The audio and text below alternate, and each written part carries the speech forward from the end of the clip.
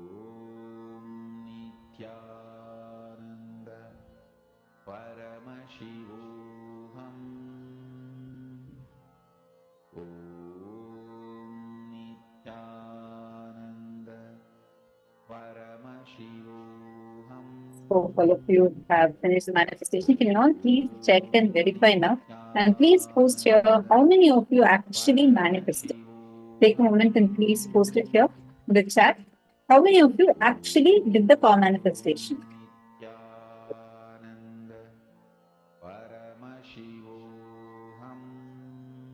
Please take a moment and post it here in the chat. How many of you actually were able to manifest?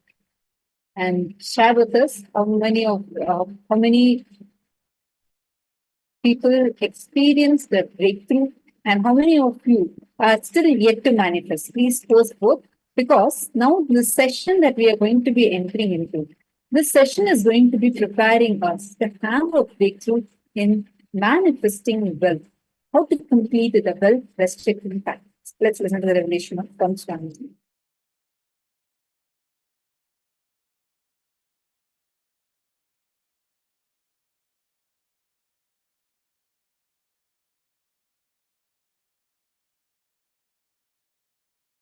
Anyhow,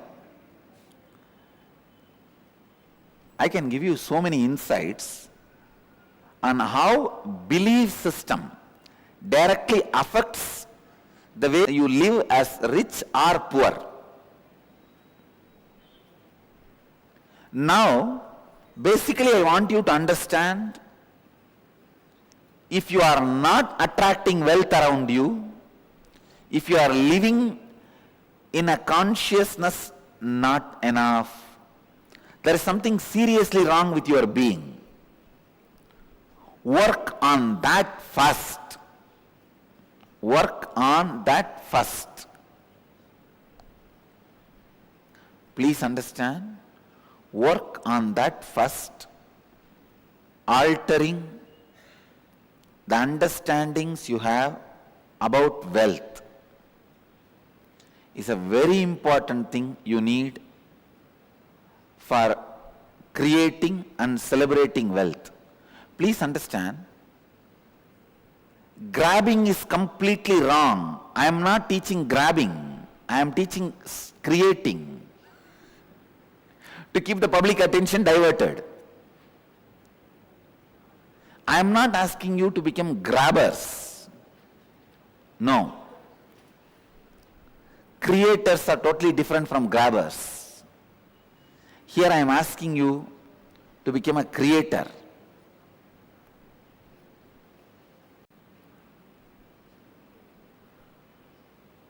Many of your desires, your movements, your actions, you complicate.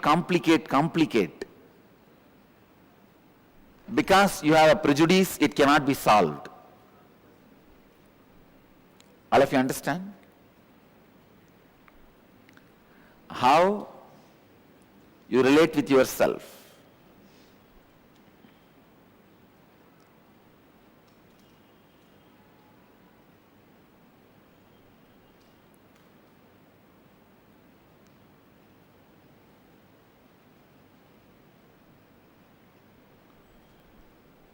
Conflicting, contradicting, complicating the desires.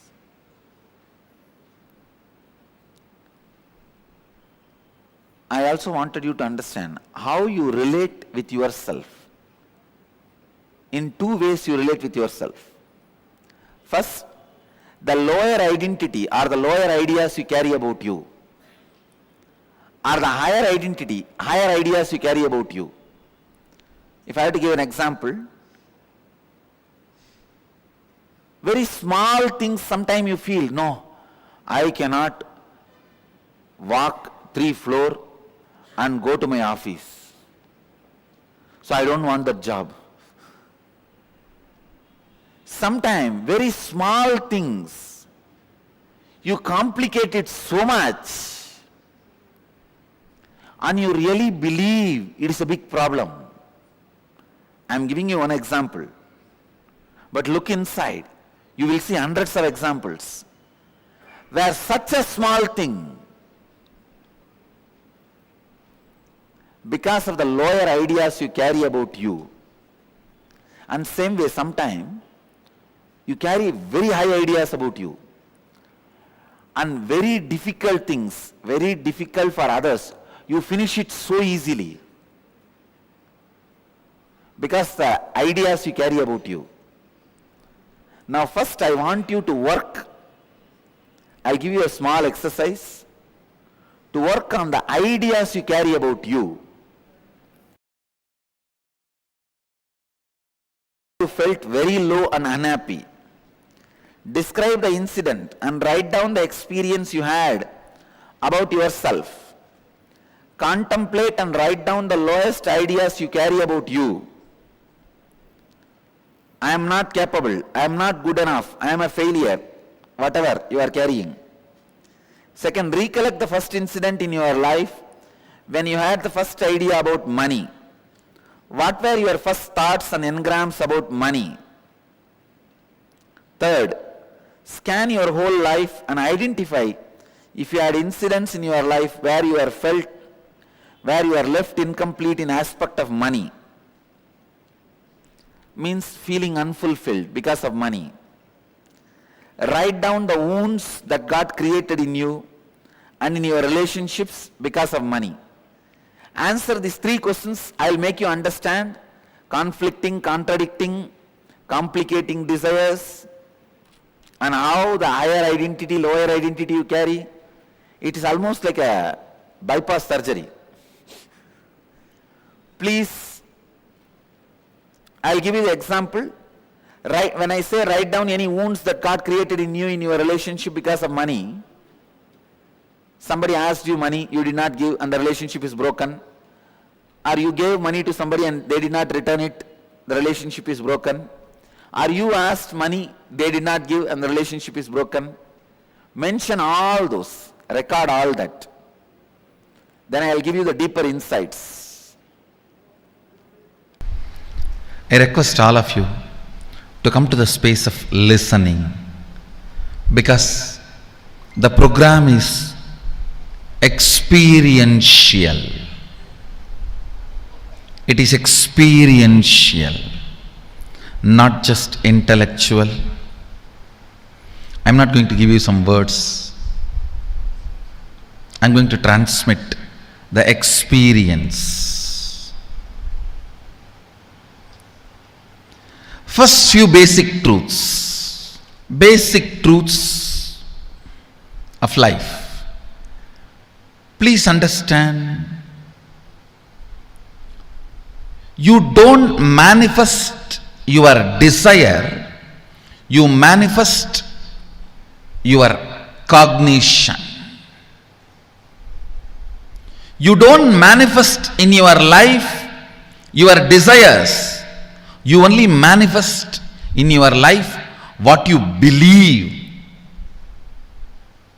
what you cognize, what you perceive as reality. Most of us say, oh, I really desire wealth, I desire happy life, I desire health. Then why are you not manifesting it? The science of manifestation,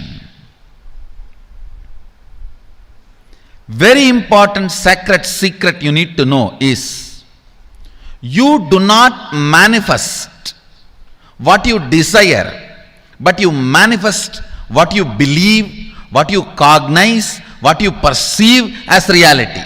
The gap between your beliefs and your desires. Listen carefully. I'll give you an example. Many of us say, I really desire wealth. But deep down you believe wealthy people are arrogant people, bad people. They do a lot of wrong things. If you believe wealthy people are arrogant, bad, wrong, they do many wrong things, they exploit others.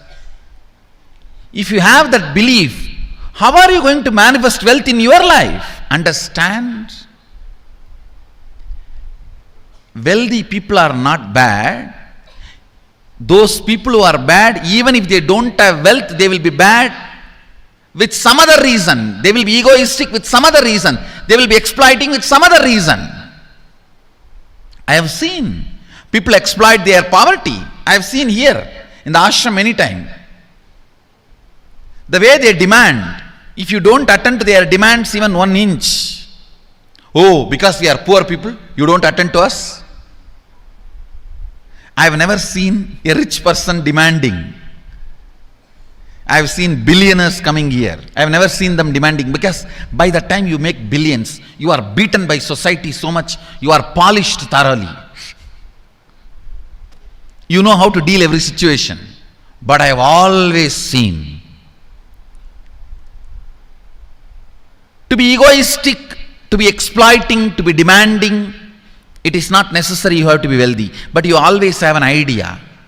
Wealthy people are egoistic, bad, demanding, exploiting, doing wrong things to others. Listen carefully. How many of you really believe wealthy people become egoistic, exploiting, demanding, and doing bad to others? Raise your hand.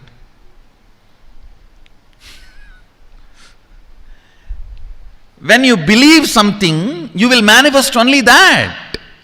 You don't manifest your desire. Your desire is very superficial.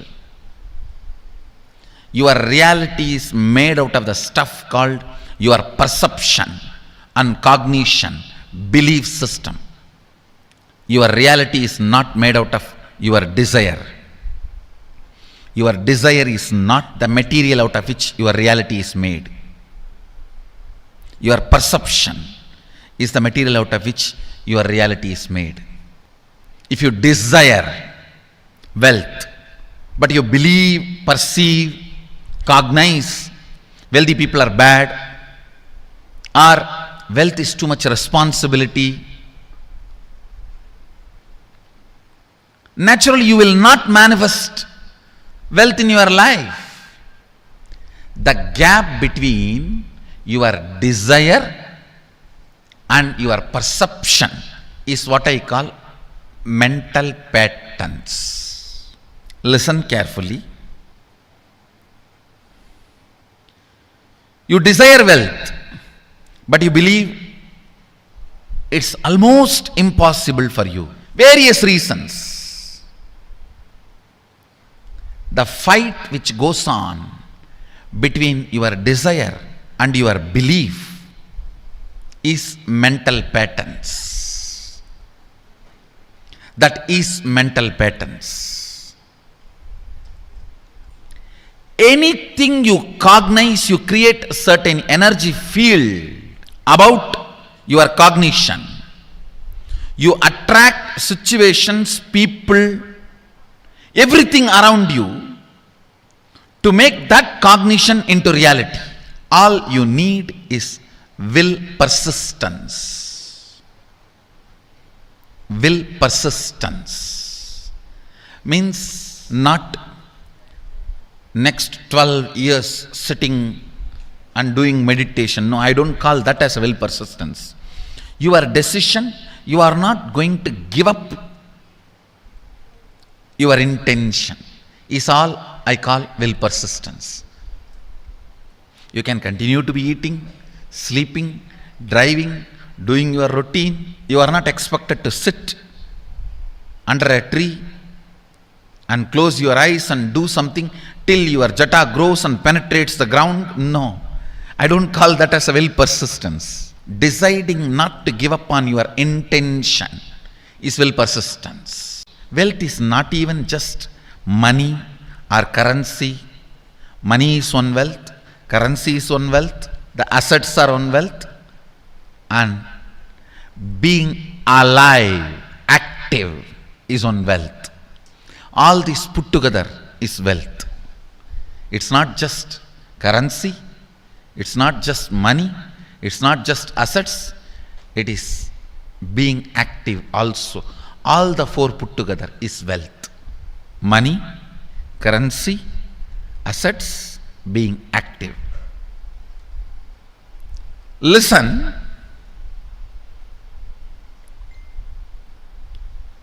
wealth is neither bad nor good. It's an utility. It's an utility, that's all. If you want to have, manifest in your life. If you don't want to have, leave it. It is that simple. That is where the problem starts now. No. It's not that simple. I am trying to manifest for last 25 years. You are trying to, but you are not manifesting. Please understand. You may be having desire, but you don't have belief. That's a difference. Desire is different. Belief is different. Desire is different. Belief is different. You may be desiring to have wealth. You may not be believing it as your possibility. You may not be perceiving it as your possibility. You may not be cognizing it as your possibility. Understand? The first and foremost important step we need to do to create an energy field of attracting wealth. As I mentioned, there are tons of researches proving in the modern day, anything you cognize, you become energy field for it.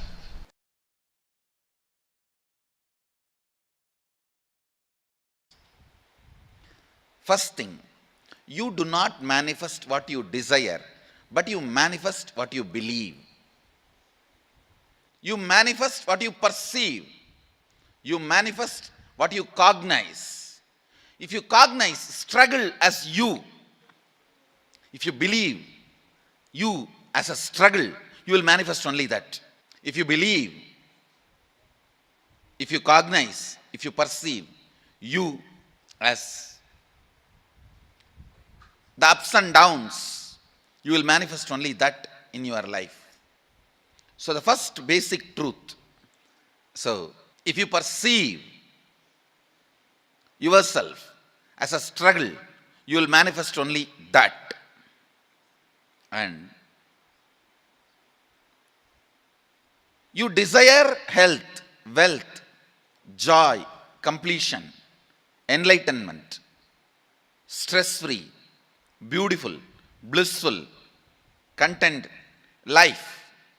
But you perceive you are not qualified for that, or that is not going to happen for you. You are not capable of taking responsibility for that. Unfortunately, you manifest what you perceive, not what you desire. Unfortunately, you manifest what you believe, not what you desire. Now, this gap, struggle, is what I call incompletions, mental patterns. When the completion starts happening, your perception, your beliefs become your desires. Your desire and your beliefs becoming one is what I call completion. Then simply you start manifesting. What do you want to manifest? If you carry the idea, oh, if I become wealthy, I may become arrogant. I have seen many wealthy people becoming arrogant, abusive. If you carry that idea, you will never allow the wealth to become part of you.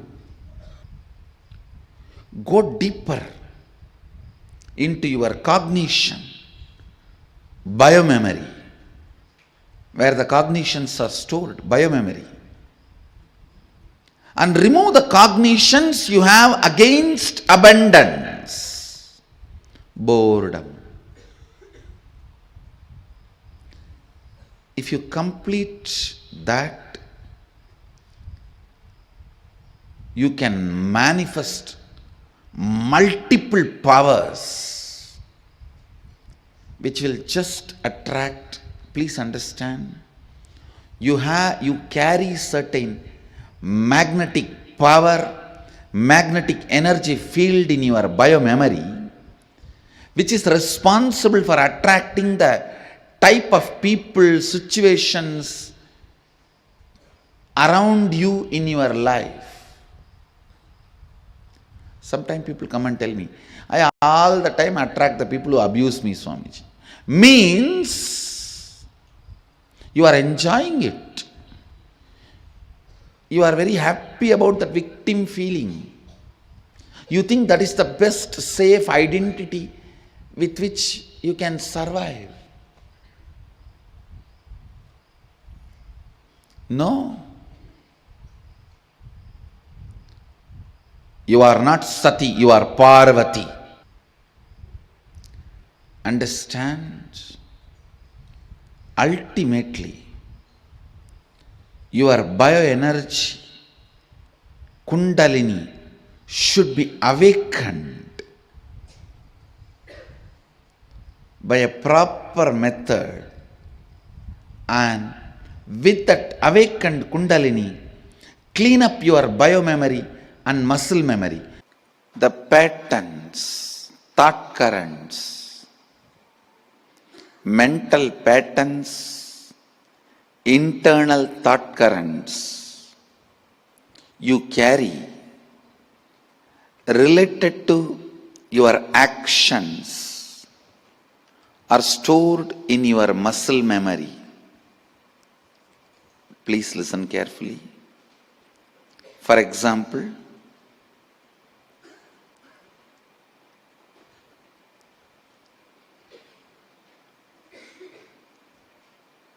if you work for 6 hours, you will become tired. If you carry that internal thought current, by 6th hour you will be tired. Sometime, if you are driving to see your friend, after that 6 hour also you will not be tired, because that doesn't look like work.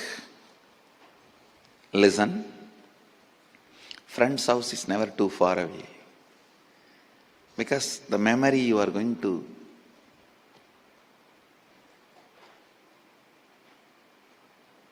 memory of what you are going to enjoy, experience, that keeps you up, alive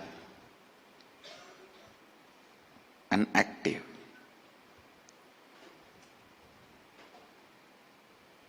Whatever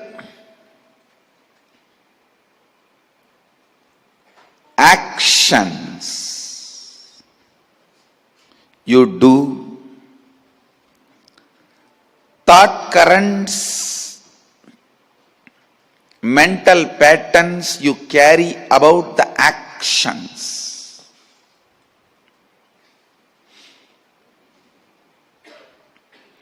get stored in your muscle memory.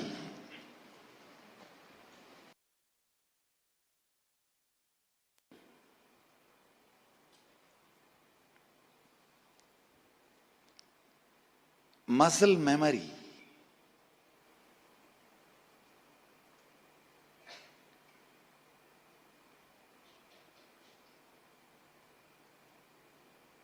This is the first word you need to understand. All your thought currents, mental patterns you carry about your actions get stored in your muscle memory. All the thought currents, mental patterns you carry about your own self, I call that as cognition. That stays in your biomemory. Listen. Your idea about wealth. If you think, oh, making money is very difficult, protecting is very difficult, money means horrible. If you carry these ideas, cognitions, stay in your biomemory. Listen. Internal patterns, mental thought currents you carry about your actions get stored in your muscle memory. Internal thought currents, mental patterns you carry about you, your cognitions, not about your actions, but about very you, the cognitions.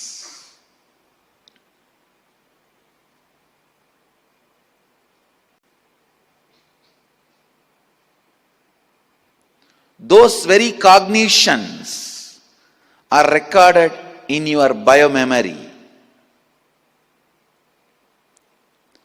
For example, if you carry the cognition, rich people are always rude,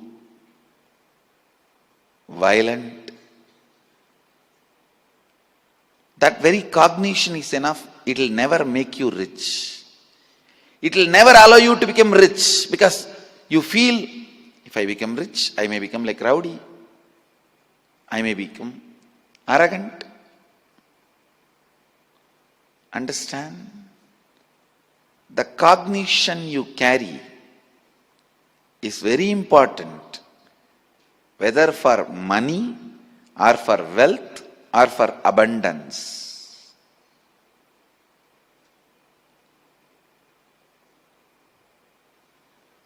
The cognitions you carry are very important.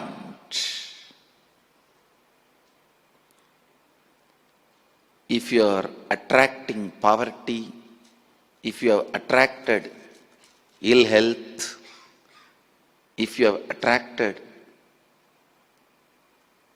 incompletions in your life, be very clear. You have attracted it. Means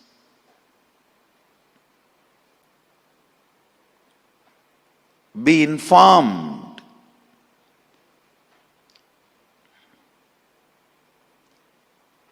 Either in your muscle memory or in your biomemory, you carry mental pattern or internal thought current which cherishes, enjoys poverty, ill health, incompletions for various reasons.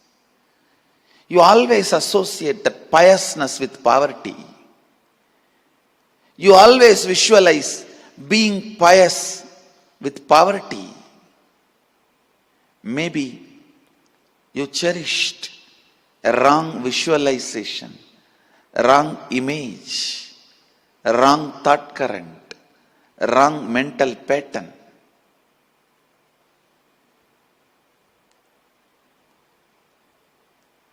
In your muscle memory or biomemory.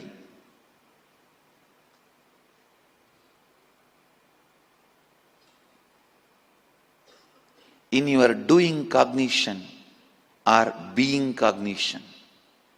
In your doing memory or being memory. Maybe these two words you will easily understand. Instead of muscle memory, we can use the word doing memory. Instead of biomemory, we can use the word being memory.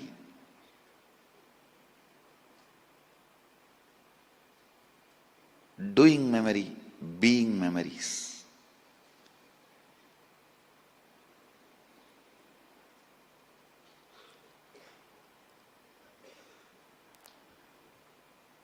Now it is time you should discover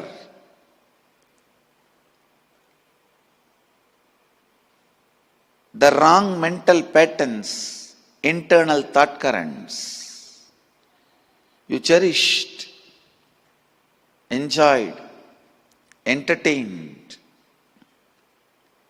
in your doing memory and being memory.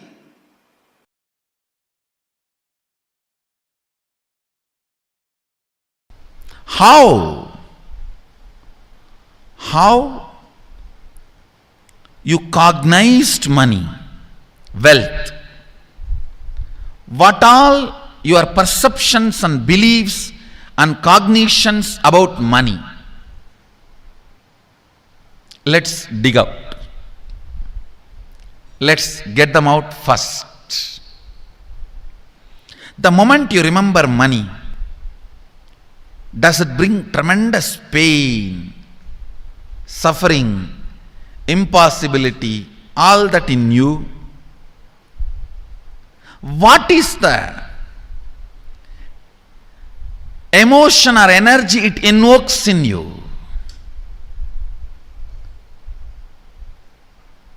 So put your pen to paper and just keep writing whatever comes to your mind. If you feel tortured, irritated, the moment you think of money, whatever you think, money is difficult, money is impossible, money is, unless you cheat you can't get the money, even if you cheat it, somebody will cheat from you. So much goes on inside you about money. Your incompletions with money. Just spend few minutes and let's dig out all the incompletions, mental patterns we have, perceptions, beliefs and cognitions we have about money. Listen, the first step we need to do now, cleaning up, completing these mental thought patterns, the incompletion patterns related to wealth, and stopping them from recurring. Please understand, biggest problem is when you do not recognize something as a pattern, it continues to exist in you and recur. Known or unknown, you can complete. You can be out of it. It is possible. It is possible. I'll explain the science of completion. Understand, this one technique can help you whether you want to get rid of your headache or your whole ignorance and get into enlightenment. Whether you want as simple as healing your headache or as complicated as enlightenment. Anything, this one technique can give you. This one technique, it is a complete end-to-end, alpha to omega.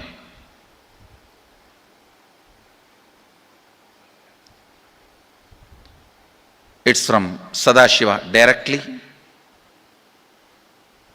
In the Agama, 94th verse, 22nd technique. The chapter is called Shivajnanopanishad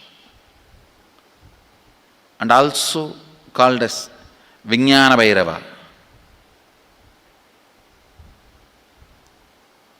Chittat yanta kritir nasti mamantar bhavayet iti vigalpanam abhavena vigalpair uchito bhavet. You don't have to remember. I am uttering every time so that I will remember. That's all. No, it is just to keep the purity of the teaching. I want all of you to know, whatever I am sharing with you is my personal enlightenment experience, which is in tune with the earlier master's experience. My Apta Pramana, my Atma Pramana in tune with the Apta Pramana, means the earlier masters. The Shastra Pramana. Only that can become your Sakshi Pramana. Never learn from a person who does not have Atma Pramana, enlightenment. He will be only Pandit, repeating. Same way, never learn from a person who claims yes, enlightenment, but does not keep his experience in tune with the Shastra Pramana and shares with you. It's always dangerous. Maybe it must have been good for him, but we don't know whether it is good for all of you. The Atma Pramana should always be acid washed with Apta Pramana, Shastra Pramana. Only that can become Sakshi Pramana, experiential reality for you. Never learn from anybody who has only knowledge, not experience. Same way, never learn from somebody who claims having only experience and does not connect, purify, make it in tune with the Shastra and presents it to you. There is always a danger. If you don't bother about the Shastra Pramana, you may be having kakka biryani. Be careful. Listen. To keep the purity of the teachings, I keep the original Sanskrit verses. I'll give you the translation now. Consciously feel within the mind stuff of past memories of incompletion with its activities as mind, intellect and ego not existing in me. By contemplating this way in your inner space, disidentify from the past impressions and memories of completion. Put your active attention at the space of past happening. Relive these imagined impressions and memories of incompletion. Then the mind stop having fully ceased from its present characteristics of forming thought patterns and cognitions is complete. Thus you become complete and achieve the original space of complete completion. Listen. Now I will explain. I have read out the translation. I will explain what to do.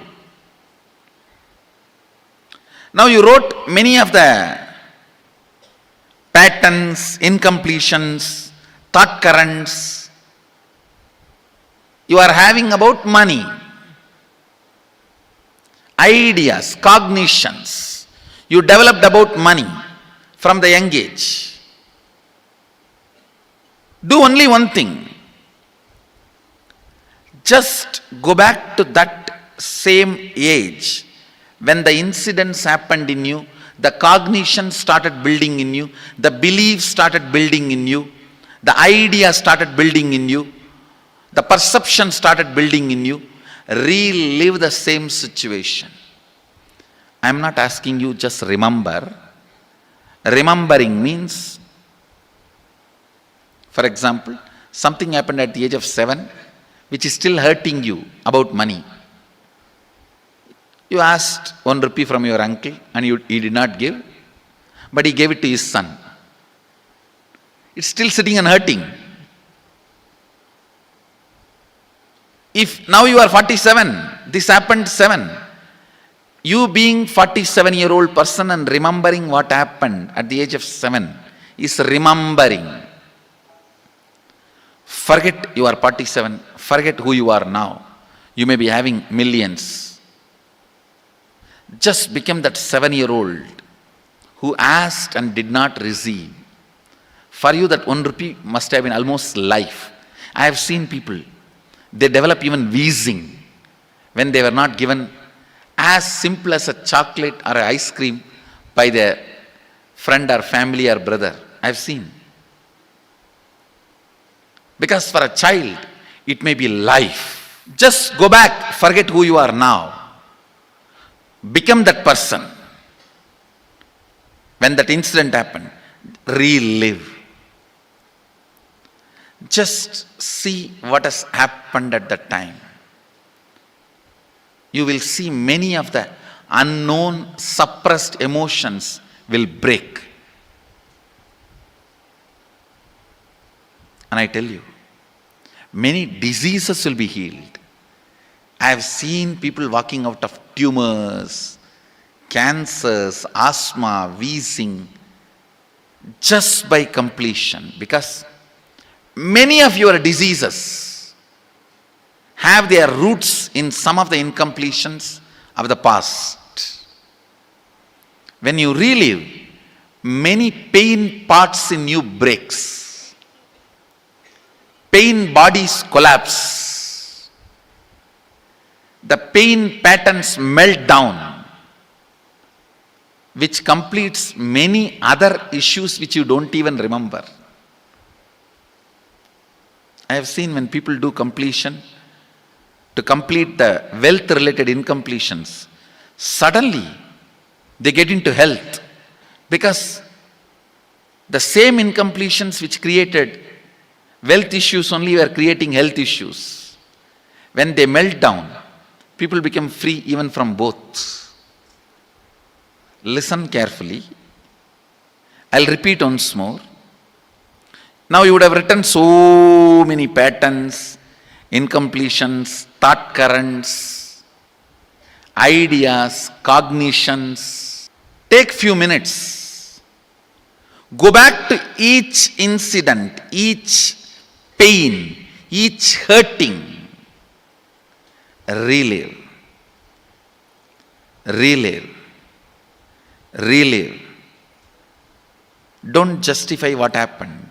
Don't try to console yourself. No consolation will work. No justification will work. Neither help others nor try to help yourself. Just relive. I've seen when somebody has tears, others try to console. No, relax. You are not more compassionate than me. Let me do that job. You don't interfere in my job. Let you just go through. Even you don't try to console yourself. That is not going to work. If something has to break inside, let it break. It's okay. When you relive, the powerlessness, incompletion, loses power over you. The end of the day, when you sit and calculate the result of your existence of last one day. See, every night when you sit and think, what is the essence, result of my existence of this whole day? Whatever I did, what is the essence? What have I achieved? What should be the counting factor of my profit? End of the day, if you think, wow, consciously I have expanded. Now I am free from these patterns. I can be beyond these restrictive patterns. If this is your goal, if this is the calculation with which you function, accumulating wealth is right. Whole day you may be working and creating wealth in your office, but end of the day, when you sit and think about yourself, yes, I did this actions. As a side effect, wealth came. But my main effect, I have broken all these patterns. Now I am free from all these samskaras. Now I can expand, work more consciously. I can function out of more freedom. I can function out of more free space. If you are established in this, if your thought flow reaches this end, accumulating wealth is not a crime. We welcome it. This is exactly the method I wanted you all to function. Spiritual goal is life. Side effect may be wealth. But unfortunately for many people, wealth becomes the main goal. Not even as the side effect, spirituality is there. When wealth becomes the main goal, even as a side effect, spirituality will never be there.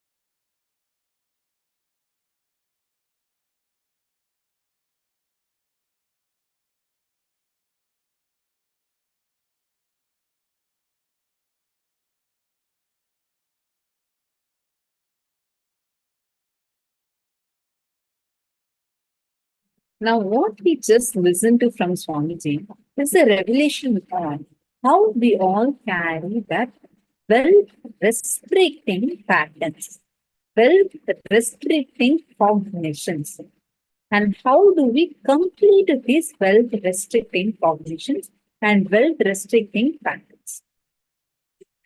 Now, how many of you so far are understanding that really more than the opportunities you have, more than what is the money you're earning in your office, what's your salary, beyond all of this, the very cognition you carry about wealth actually plays a very important role. If you don't want to be poor, you want to be wealthy, this actually has a big role.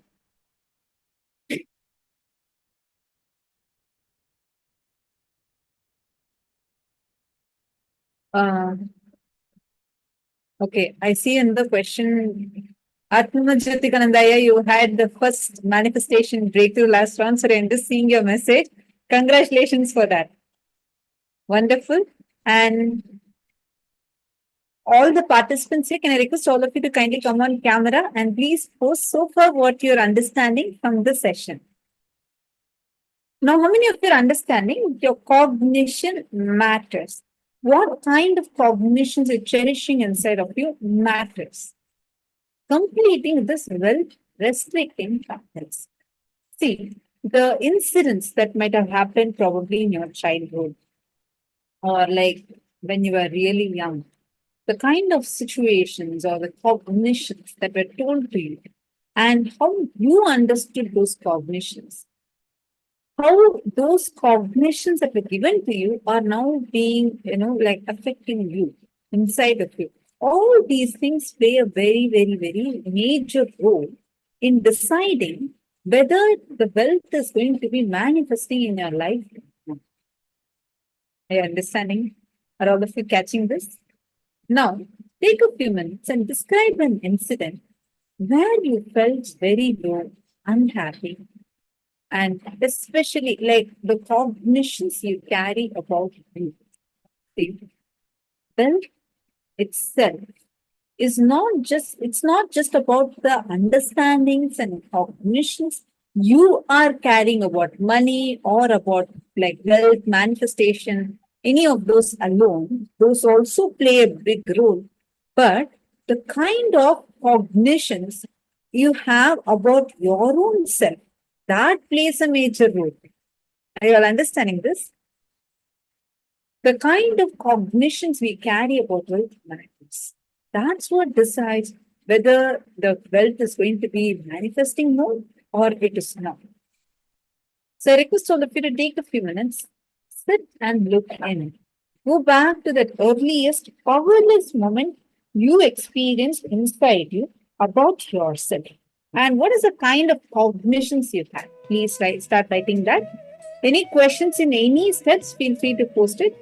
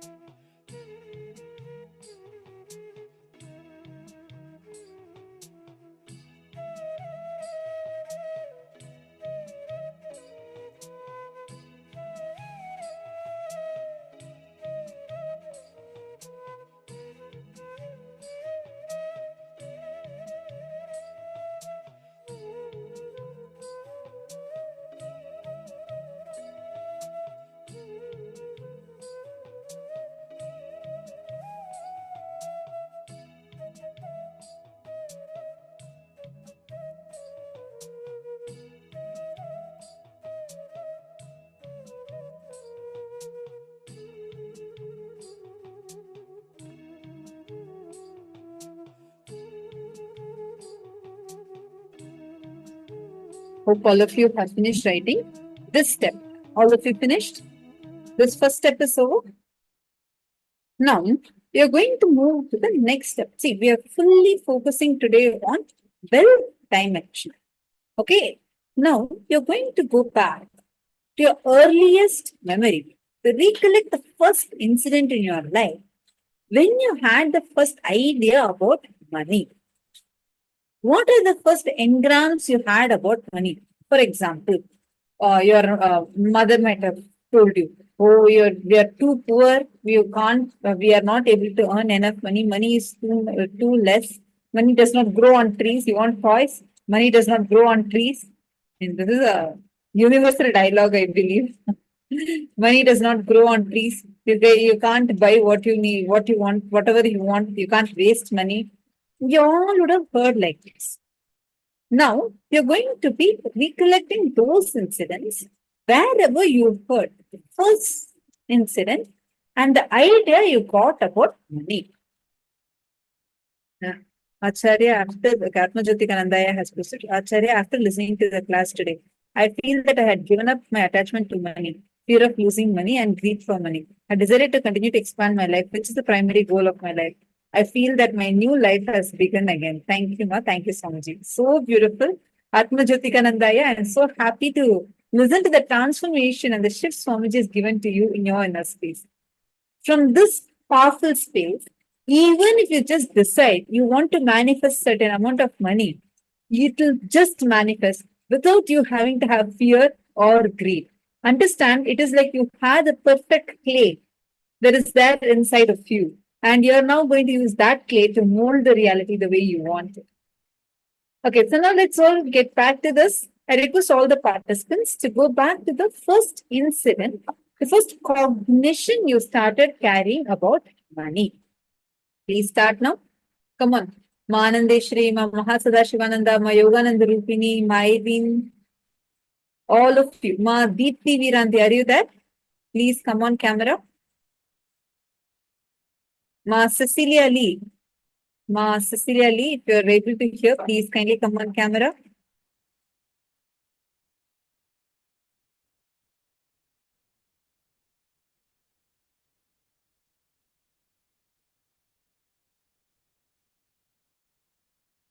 Ma Sophia, all of you, are you all understanding? How many of you are understanding the powerful cognition and the exercise you're supposed to do now? Go back to the first incident. Ma Karine, Ma Jyoti Konda, Ma Nitya Naresha, all of you please kindly come on camera and I request you all to do this. Okay, Ma Deepthi Viranti, can I request you also to kindly come on camera? And I request all of you to do this exercise sincerely. So have you all finished writing the first step? First step everyone has written. Second step, listen, the exercises are too important. Only this will help you to internalize whatever Swamiji has written. Now,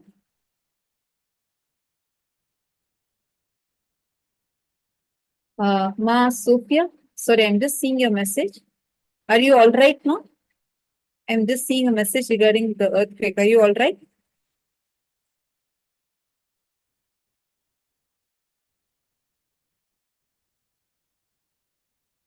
Don't worry, at any such times, just connect, just pray to Swamiji. Actually, we have had tons of miracles like this, where even during such calamities, people just connect to Swamiji and things will just settle down. So don't worry. Okay. And I'm also happy to see your sincerity even through the way you actually sat to the session. Thank you. Now, all of you listen. Go back to that earliest memory of money, the concept of wealth you have that you've received, and sit and pen that down in detail. What were your first thoughts? What were your first engrams? Would recollect that first incident and write it down. Please sit. It's a quick process. Quickly write it down now.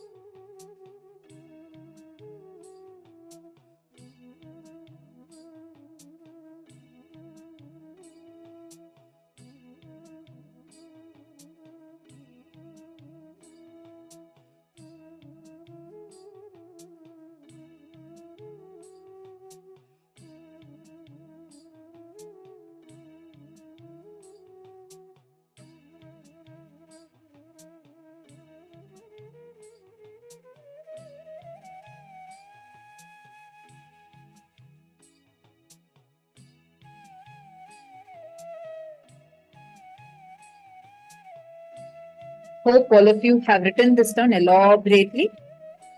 Have all of you finished writing? See, now this situation that you've written down, correct? This needs to be completed. See, these ideas that are formed inside of us.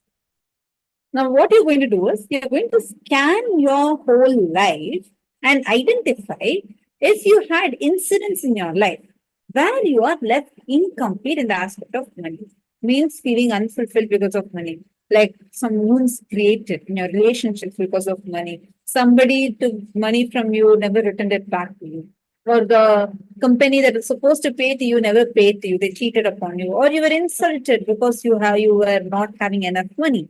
Like this incidents related to money. Are you carrying any wounds? Please sit and pen that down now.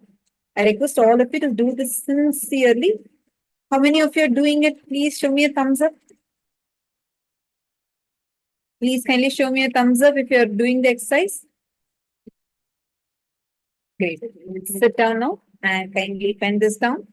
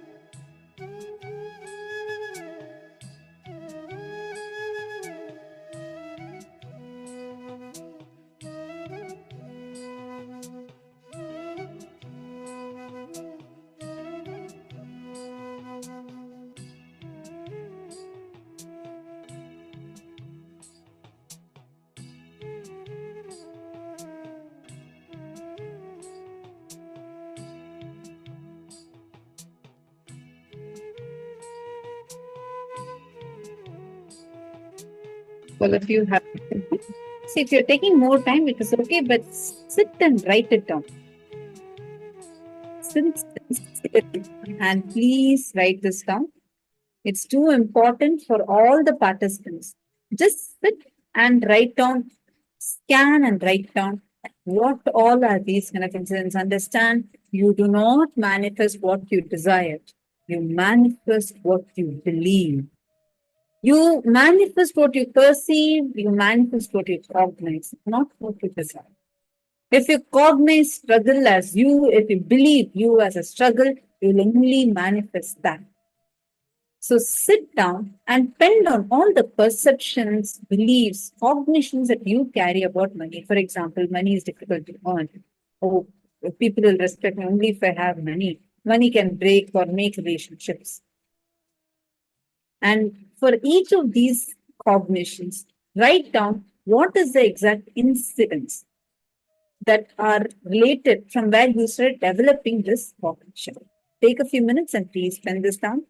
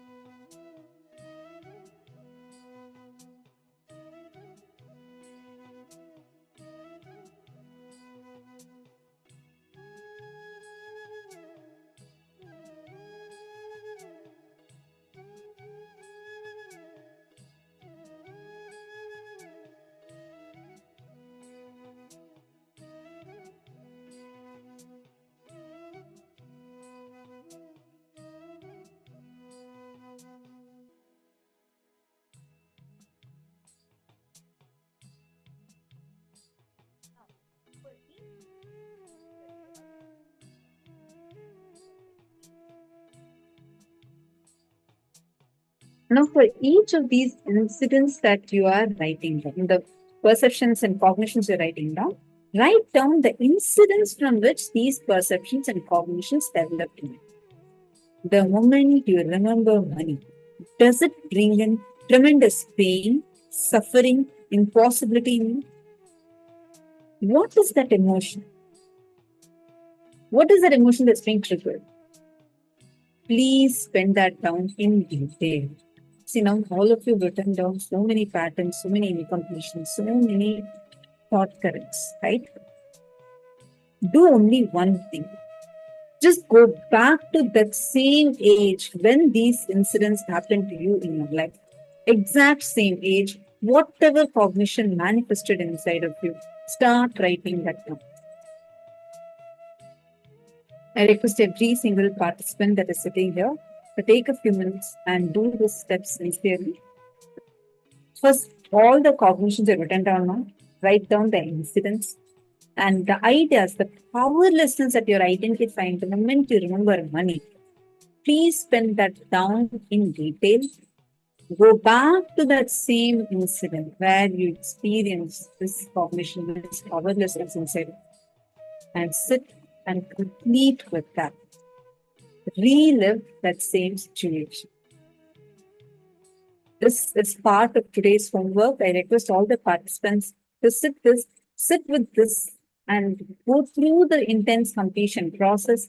Only that completion, reliving, meaning, for example, let's say you had an incident when you were even 15 years old, where you felt you had a very bad situation related to money. Someone insulted you, or you did not get enough money, and you felt like really powerless. Even now, that keeps coming and replaying itself in your inner space. Go back to that same incident, not this 30-year-old self, but go back to that 15-year-old self of you. Sit and write down that same cognition, that same ideas that were happening in you at that time. What was happening inside? What did you go through during that time? Sit and please pen that down, and you're going to be seeing how that pain and that suffering that you went through, you just dissolve, melt away. And you will see how you will start manifesting that abundance in your life as your own reality. It's a very powerful process. All you're going to be doing is just you're going to sit and do the completion process. Sit, relive. It should not be this particular person that you are right now, but that same person. Go back to that same cognition, that same understanding that you had, and relive the entire situation in your inner space. Clear? Can I request all the participants to please start doing this? And during this step, any help you want, feel free to post that and ask. And very shortly, we are going to be preparing ourselves to receive the darshan of Swamiji. So get ready.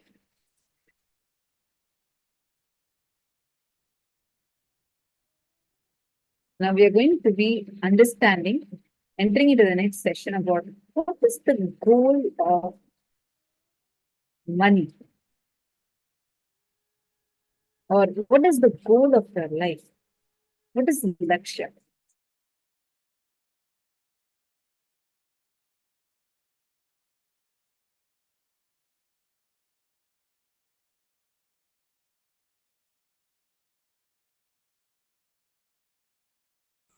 Awakening will consciousness.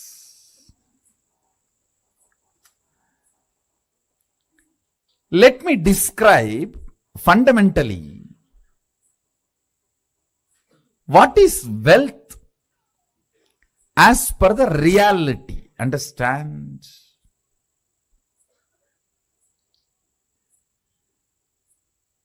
I am not denying the crude form of the wealth currency as some meaning. No, I am not denying. I am not saying the crude form of the currency, the country currency you use, the raw form of the wealth. I should say the crude form of the wealth which you use for any transaction. I am not saying it has no role, no value, no. I only want to declare that is not alone wealth. Understand? Current which keeps the currency current is wealth. Understand? The Vedic definition. Current which keeps the currency current is wealth. What is fundamentally currency? 100 of us are sitting here. One has 1,000 rupee and he wants food. He gives that to somebody who supplies food. Then he gives that to somebody supplies raw material. He gives that to somebody who gives him health. He gives that to somebody who gives him a house. He gives that to somebody who gives him clothes. Continuously when it is moving, by the time that 1,000 rupee moves between many hands, its value has increased. Understand? The current which keeps the currency moving is the value of the currency. We may ask, why some countries' currency has high value, why some countries' currency has no value or low value. It is our ability to keep our currency moving.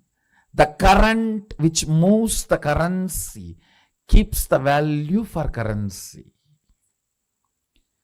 If you have too many reasons to use that currency, which you can buy only through that currency, that keeps the value. That current keeps the value of that currency.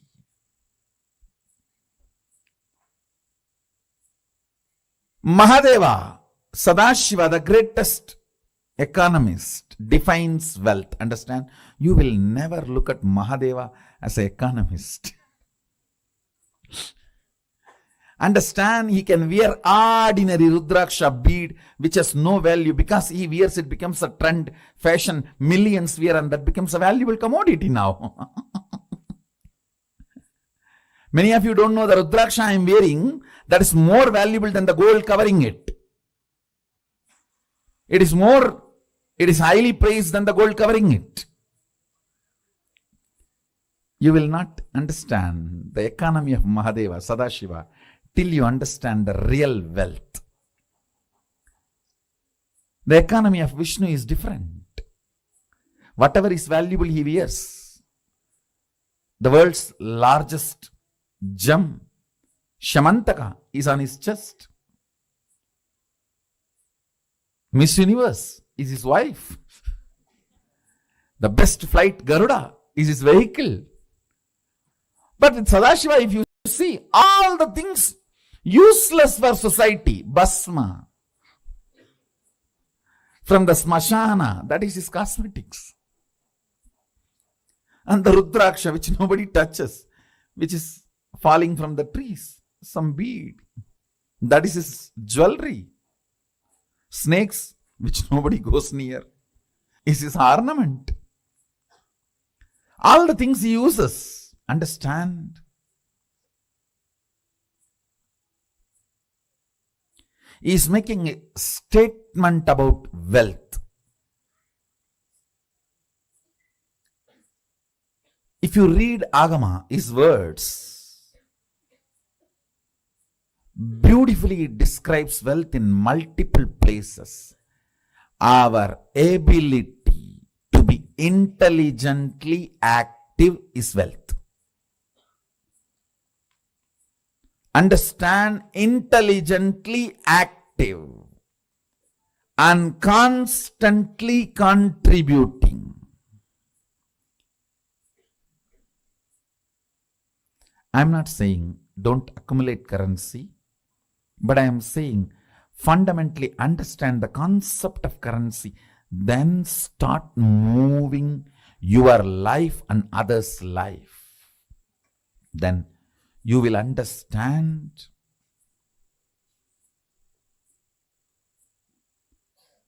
not only the wealth consciousness is awakened in you, you will never bother about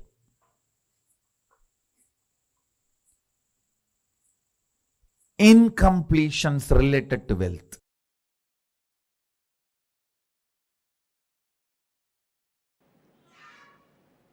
Expansion in life is freedom. Anything which restricts brings bondage and suffering. When I say expansion, I don't mean this expansion. I mean expanding in health, expanding in wealth, expanding in every field is success.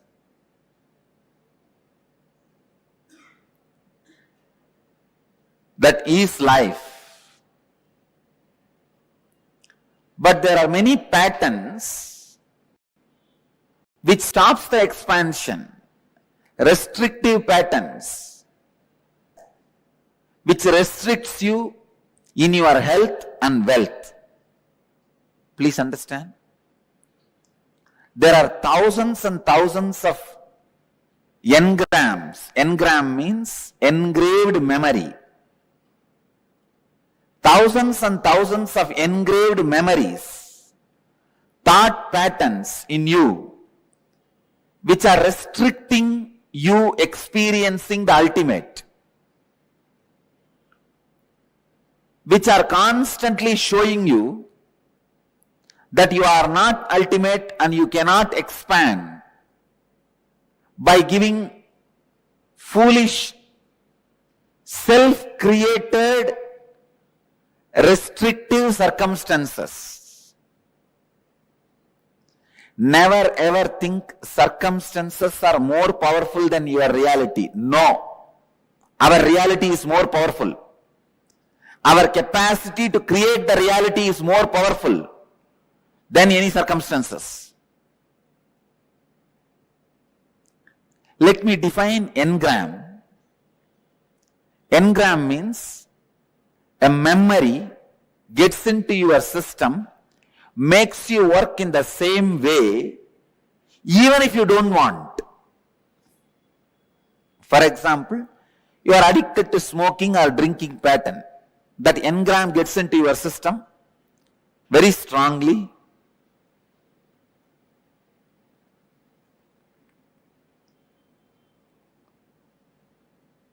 After 2 years, even if you want to give up, you won't be able to give up. When the time comes, from inside you will hear smoking, cigarette. When the time comes, from inside you will hear, come on, open the bottle. Simply you can't do anything. Your body will just move. It will open, drink, fall asleep. Next day morning when you are having fight with your spouse only, you will even remember. It is not good for your health. One of the biggest lesson I have learnt from my life and I wanted to share with all of you is, have a strong experiential clarity about you. Nobody should be able to penetrate and alter your idea about you within you.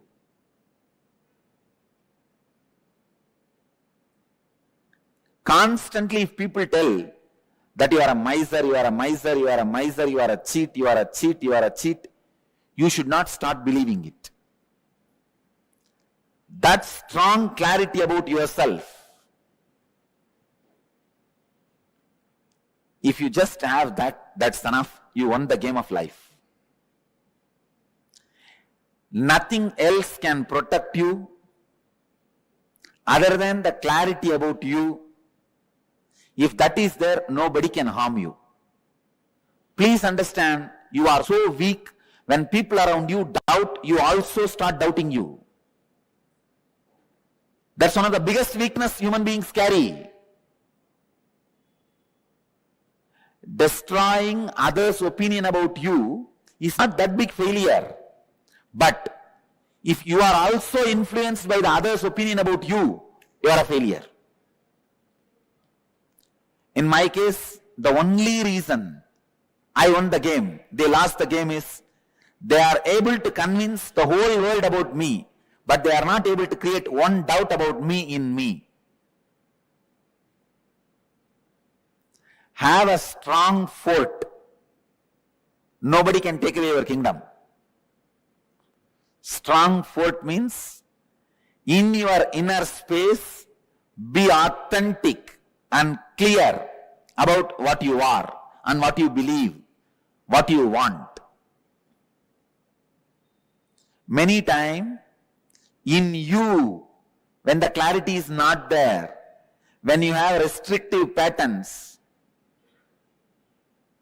suffering starts for you.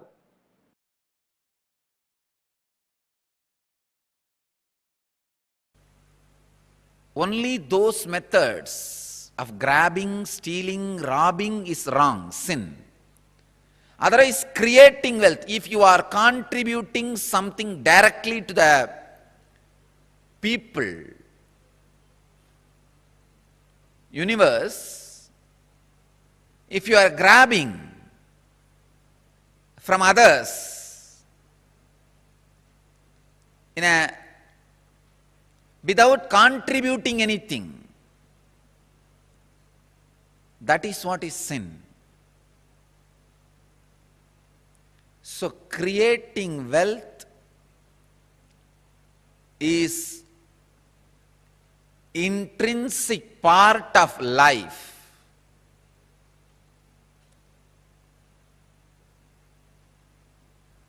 Krishna says very beautifully in Gita, Gahano karmano gatihi. The universe by its nature works. If you have at least the goal of creating wealth, you will be creative. Your energy will be channeled properly. I can give you the clear guidance. The first priority should be in the life for moksha, enlightenment. Till that happens, the second priority can be creating wealth. Understand? Not grabbing or robbing or stealing. Creating wealth.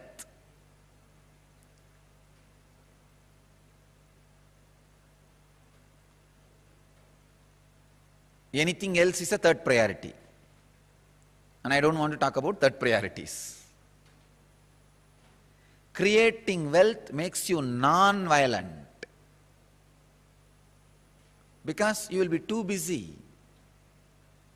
with the people, with the world, with life by creating.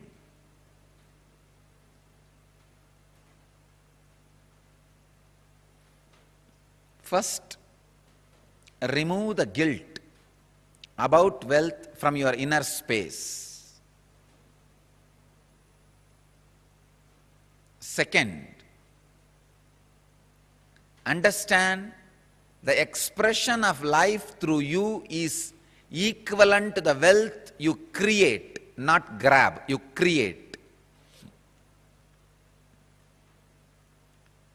So the more and more life energy starts expressing through you, more and more you create.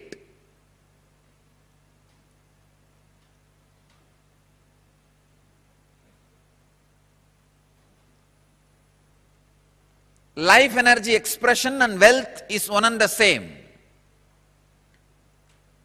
Seekers always justify their poverty as their spiritual quality and innocence. So if you are not wealthy, understand, if you have decided not to create wealth, great. But if you want to create wealth and not wealthy, if you have a greed for the wealth or a desire for wealth and not wealthy, be very clear, you are not a seeker, you are a seeker. Something is seriously wrong in you. Look into it. Wealth itself is not sin. Somebody is having problem because of having, somebody is having problem because of not having. Problem is a problem, wealth is not a problem. Problem is a problem, wealth is not a problem. Person who is having guilt because of having person who is having guilt because of not having. Both are big, you can say very big sickness. I have seen many of these rich men, because they carry a deep guilt imposed on them by society, even though they created their wealth very honestly, in a creative way, because of the guilt imposed by society on them, they live a very miserable life and go on drinking alcohol and trying to have high costly entertainments just to forget this guilt. Many times they come to me for their problems and in need of solution. When I analyze their inner space and life, there is no problem. Then why are they suffering? The only guilt which they are carrying, which is imposed on them by society. I tell them, come on, don't imbibe the guilt given to you by the fellows who are incapable. You do not cheat or grab or be dishonest. That's right. That's enough. But no need to carry a guilt on the wealth, about having wealth. Rich men carry this guilt very deeply. And just to escape from that, they get into all kinds of addictions.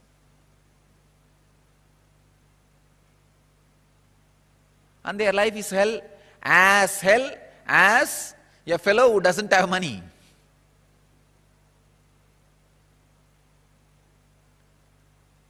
And the next thing, having is one side, not having.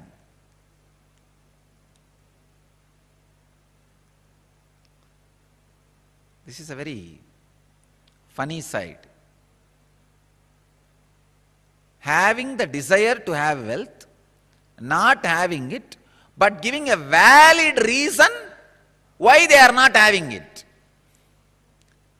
This is also another one important slave mentality. We always think work not done plus valid reason is equivalent to work done. And your mind is such a cunning mind, it creates very valid reasons and justifies itself. Why? You are poor, and not only that, adding sacredness to poverty. Who are adding sacredness to poverty. Relax. Don't add sacredness to your scaredness. Because you are scared of life, you back out from life, and for the feeling of scared, you add sacredness. You start saying, no. You see, I am not the kind who can tell lies. This word is a lie. I am not the kind who cheat others. What is there? Little bit, 2 meal, and 1 small house, and 2, 3 piece clothes. That's enough for life. If it is enough, why are you going around and bragging about it? Be content. The fellows who talk about their poverty being their great quality will not keep quiet, because they are trying to make sacredness out of it. It is such a cunningness, how people brag about their wealth and try to create identity. People brag about their poverty and try to create identity. At least when you brag about your wealth and try to create identity, you will be little intelligent, because society would have beaten you, you would have learned a lot of lessons from society, and you will be more creative. But if you are bragging about your poverty and creating an identity, that is the worst cunning identity. I tell you, I faced all problems in my life only from the fellows who claim they are poor and try to create sacredness for poverty. Rich fellows have a lot of maturity, I tell you, and more sincere when they take up spiritual truths in their life. See, I am telling you, I am declaring the new Smriti. I am a Smritikara. Not creating wealth is sin. I am it very clearly. Just like a grabbing, stealing, accumulating wealth in a wrong ways is a sin, grabbing, stealing, robbing, how it is sin. Same way, not creating is sin. It means what? You don't take the responsibility for your actions. Your actions are not focused. It is like just cheating in the name of work. I have seen Abba, all types of cheating. I have seen people doing all kinds of cheating. We have this wrong concept. Work not done plus valid reason is equivalent to work done. Work not done plus valid reason is equivalent to work done. It's a very funny.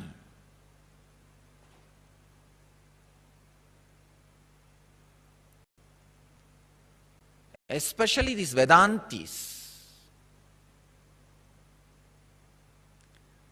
I am telling you, because I am a Vedanti, I am telling you, I am not criticizing others, I am doing a self-criticism of the whole, the ideology.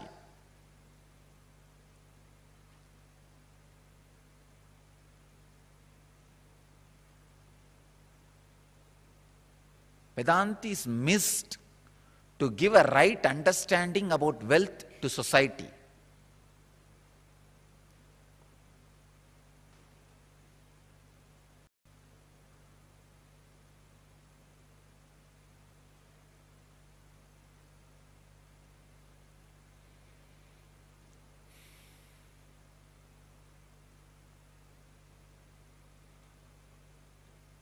Right understanding about wealth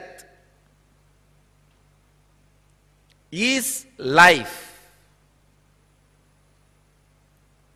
I wanted all of you to understand.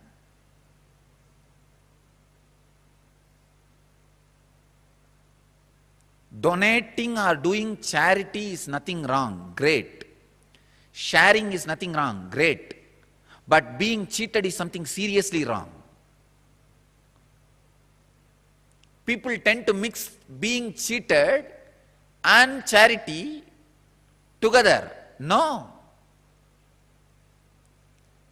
If you want to donate and share, great, nothing wrong. But you are doing some work, somebody steals, cheats your money, is something seriously wrong.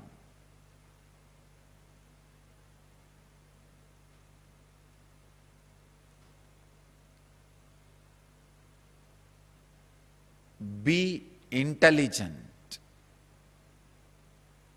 Be little more practical.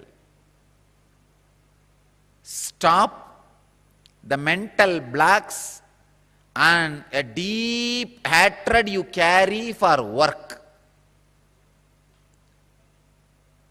Please understand. As Krishna says, Gahano karmano gati. Life's flow is work. If you are not creating wealth, all your work is happening in wrong direction. Your work is happening more in the line of destruction, not in right direction. The integrity, I am telling you from my experience. Now experience of handling so many worst possible situations in life. Actually, this whole rumors and the problems created around me has made me really rich in life. Economically, I may not have become rich, but in life I have become very rich. Now I know how to handle people. I know who should be trusted and who should not be trusted. I have learned a lot of lessons. Actually, I tell you, these lessons are really worthy of the money we lost. We lost a lot of money. But these lessons I learned are really worthy, because it will be asset forever for the whole future. Sometime, the lessons you learn become more valuable than the situations try to hit you. Look in.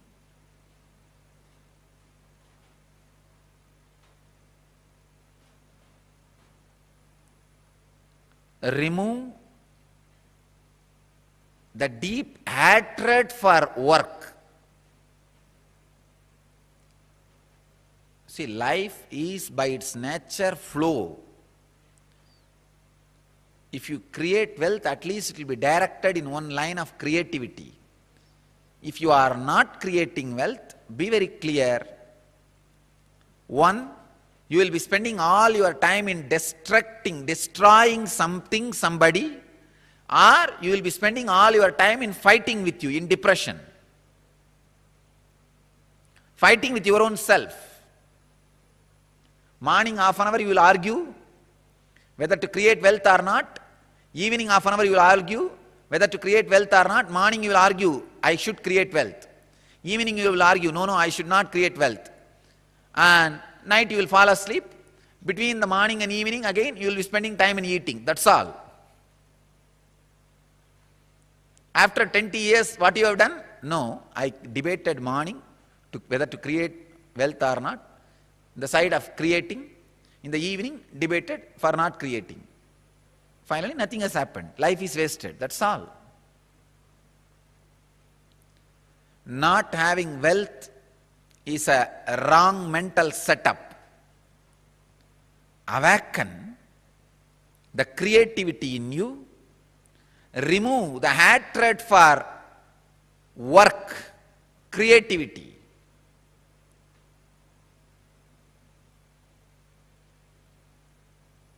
I'll give you further, deeper, exact techniques and process to create wealthy consciousness. First you need to create a wealthy consciousness which is ready to take the responsibility to create and sustain, which is ready to take the responsibility of being creative. For being creative, you need to take many responsibilities. It doesn't happen like a breeze. Even if the breeze happens, you need to be responsible to keep your doors open for the breeze to blow through you, flow through you.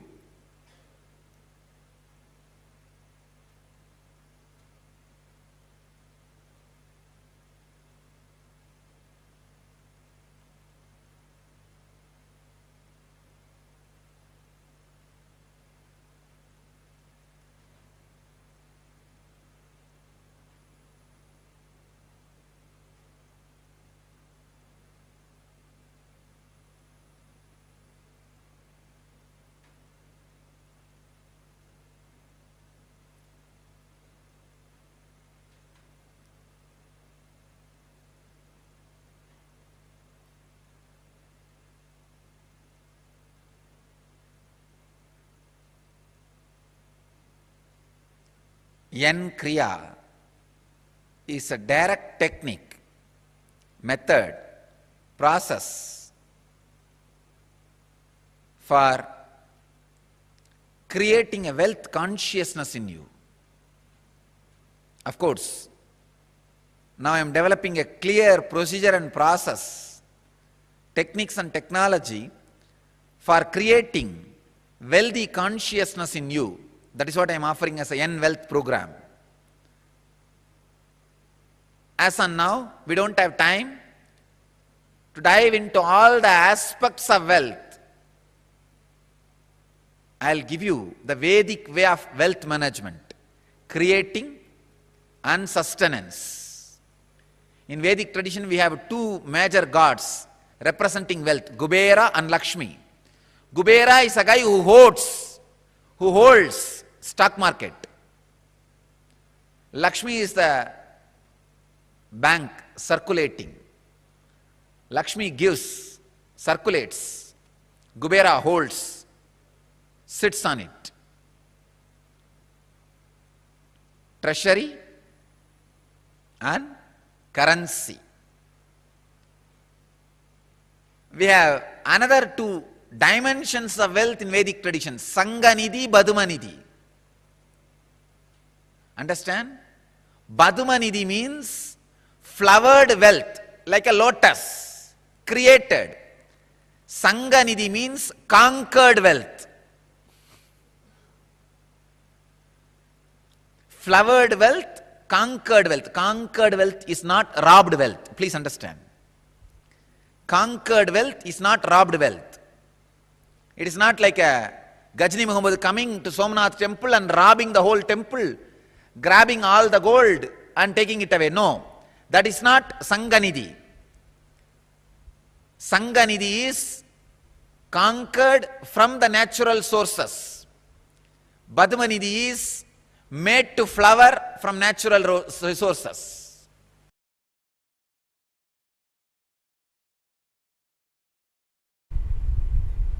Once I asked my grandfather,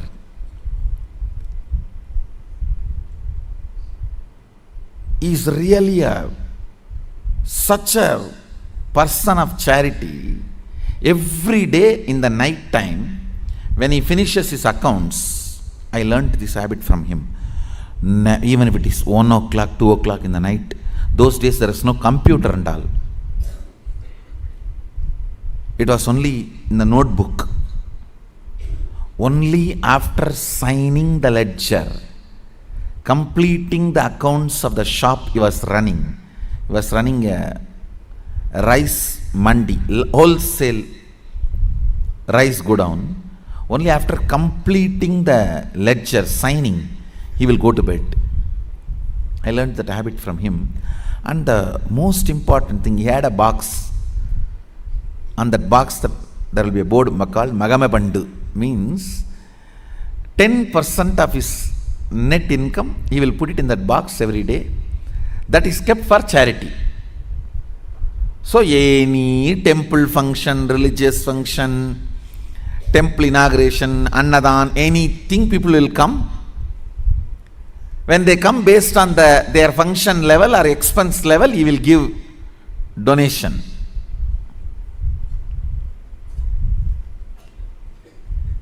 Once I asked him, what is the use of giving money like this, donations like this? He said, the result of giving donations like this is more people will come to receive donations. That's all. Understand? Reward for wealth is more wealth, reward for love is more love, reward for work is more work, reward for charity is more charitable, more charity opportunities. Reward for integrity is more integrity.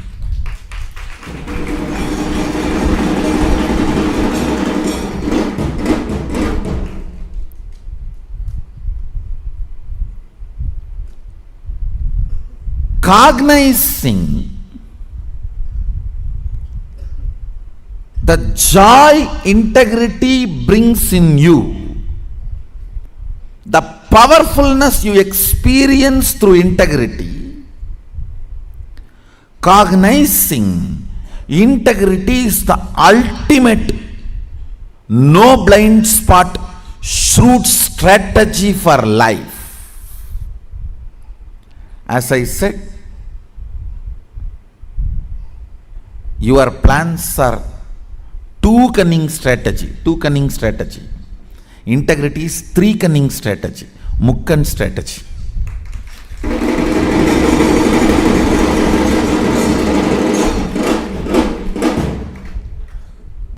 in anything,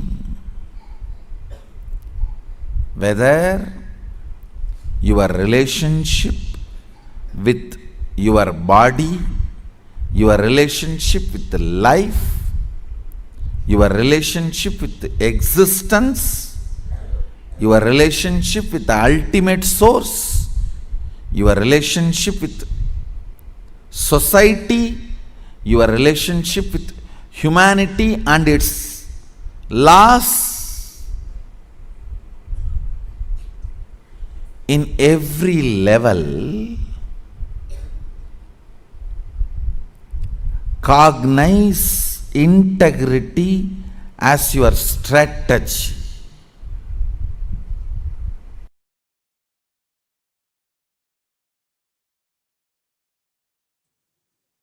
Let me expand on wealth consciousness. The first conclusion you need to come, it is integrity. That's the most shortest way to enjoy wealth. Second, owning but not possessing means go on sharing. I have seen sometimes people, when they take up a job, they develop vengeance towards boss. Hey, you are giving only 50,000 salary for me. I'll work only for 8 hours minimum just to handle your questions, not more than that. So this is the way he starts. He thinks he's cheating his boss. In 6 months, he himself starts believing this much only is his capacity. He has cheated himself. Understand? Cheating your boss. In 6 months, you will believe that as your capacity and you will cheat yourself forever. You making your boss believe this is only your capacity because you want to take revenge on him. First conclusion you need to arrive is integrity is the best strategy. The next conclusion you need to arrive, own but don't possess. Go on be sharing, whether it is you or your space or your qualities or your qualifications. I tell you, the words you utter, people may listen, but the way you behave, people feel it. Let your behavior is all about owning, not possessing. That's the second conclusion. Third, let your enriching be most authentic, means every day upgrade yourself. Ultimate should not be final. Ultimate grows every day. Ultimate is not final. Today's ultimate is not tomorrow's ultimate. Tomorrow's ultimate is different. Brahmanda expands, cosmos expands.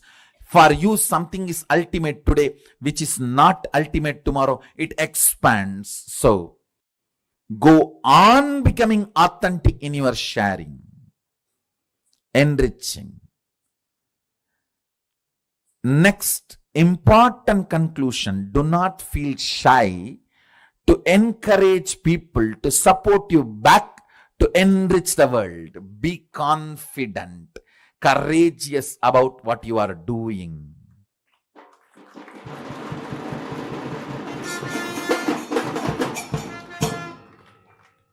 Don't be meek, weak. Be confident about what you are contributing and encourage people to contribute back to them so you can continue to contribute. You can keep this Dharma Chakra alive. That's all. Just these 4 conclusions arrive. Now,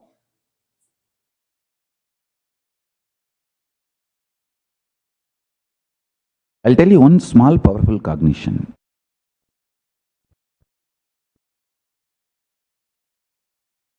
I went to Arunagiri Yogeshwara once with a question, why somebody is rich, somebody is poor, Sometimes it seems like good people are poor and bad people are rich. This kind of this socially inflicted delusion. The delusion inflicted by society upon me. With this, I went to Arunagiri Yogeshwara. He laughed and said, "Hey, I tell you, if you experience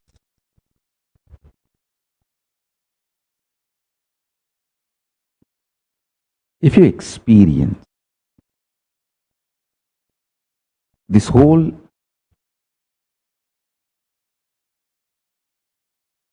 science of wealth and how to be wealthy,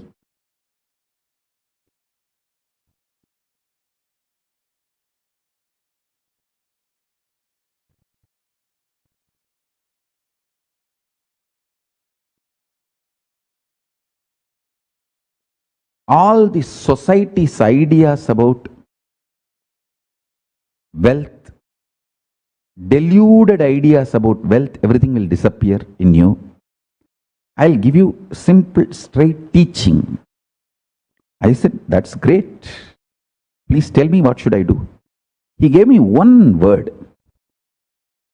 don't own anything which is declared as yours by society. Anyone, even if they like it, just give it to them. Listen carefully.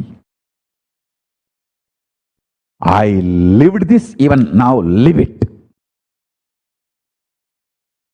I am boldly declaring, nothing, don't own anything. Is this exactly he said, don't own anything. If society declares something is yours and which is around you, anyone, even if they like that, give it to them. I tell you, this one teaching has kept me wealthy forever, even now. Anything I need to do, I just need to plan. Wealth flows. Sometimes I even feel overflows. If I have to make a nation, I just have to plan and present it to Paramashiva. Simply wealth flows. If I have to make a reserve bank, I simply have to plan and take it to Paramashiva. Simply wealth flows. Anything, sometimes I don't even know to plan. I ask Paramashiva, Mahadeva, how to plan? The plan also flows.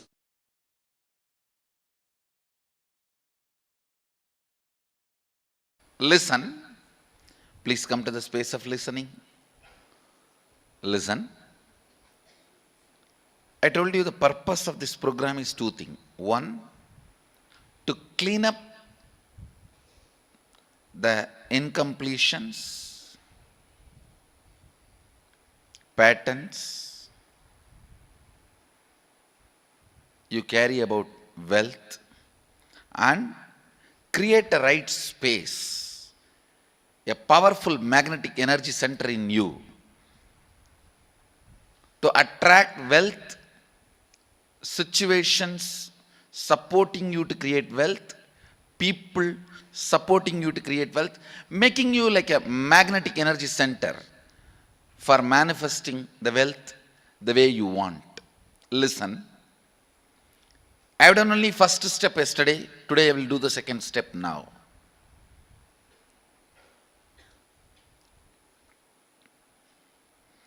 It's not magic, some mantra, some jatu, no. It's a clear science. Anything you decide as your perception, belief, cognition, intention, life, you become magnetic energy center for that. That is why the psychiatrists are the most, that is the profession where more number of people become mad. No, really. Psychiatrists are the profession where The maximum number of people become mad. You don't know. It's a statistics actually. They need this punishment because these fellows make everyone believe they are mad. No, recently the stupid fellows, this whole psychiatry association has gone crazy. They declare every human emotion as a disorder. Now just to bring whole world under their umbrella as their passions, they make everyone believe they are passions. And finally they become sick, mad. Really. Listen, because anything you intend, you become energy center for it. You become magnetic energy center for it.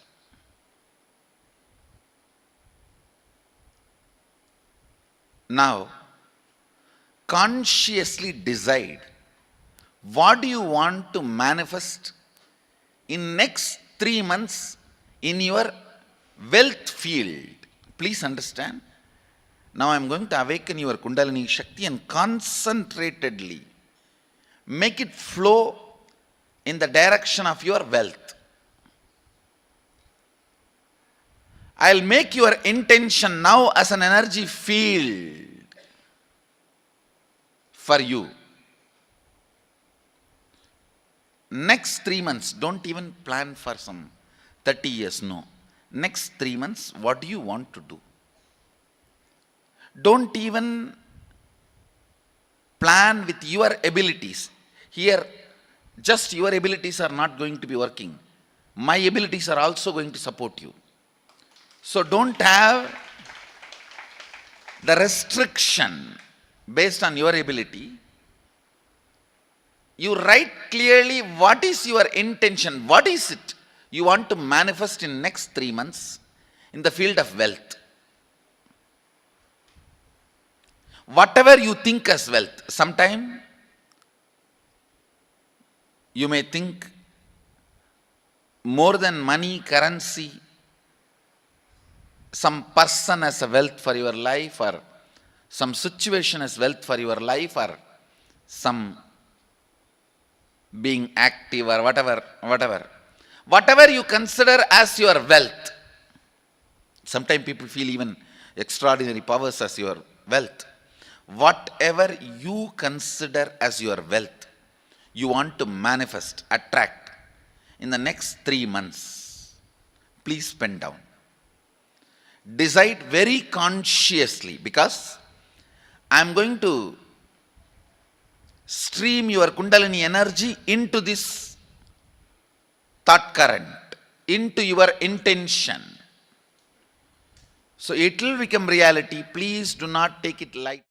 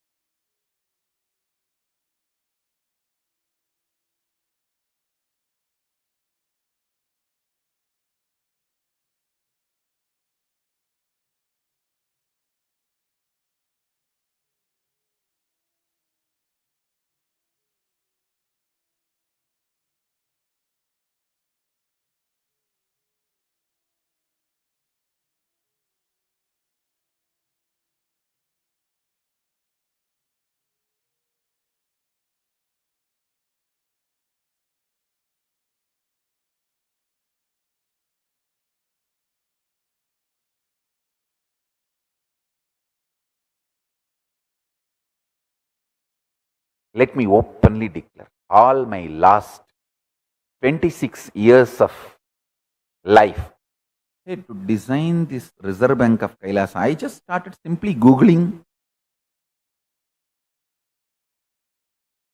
I studied 85 countries' bank structures personally. I have notes, all the technical terms. Just Googling. Simple interest.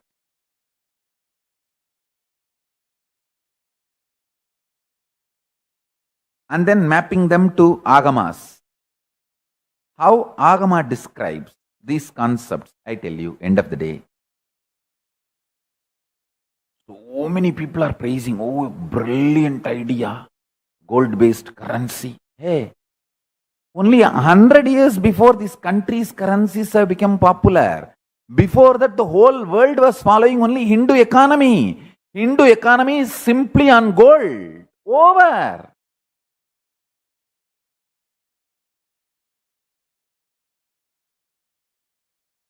Only last 100 years, these various countries and its currencies have become strong exchange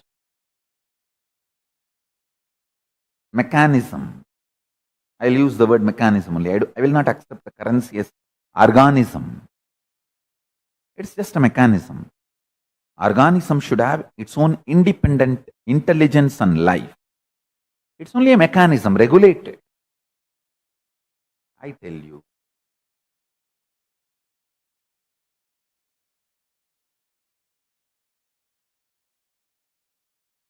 The most non-exploiting, unmanipulatable economic system was Hindu economic system. I saw very clearly, few hundred years before, till the Hindu economic system was allowed to live, before the invaders finished it, how it was. I just picked it up and revived.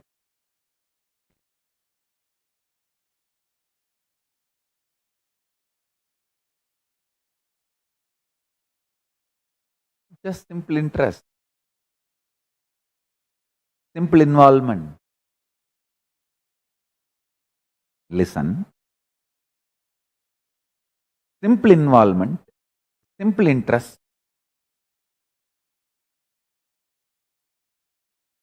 makes you absolutely passionate about life. I'll tell you this principle, which I am talking now, is the economic policy, strategy, principle of Hinduism. Listen.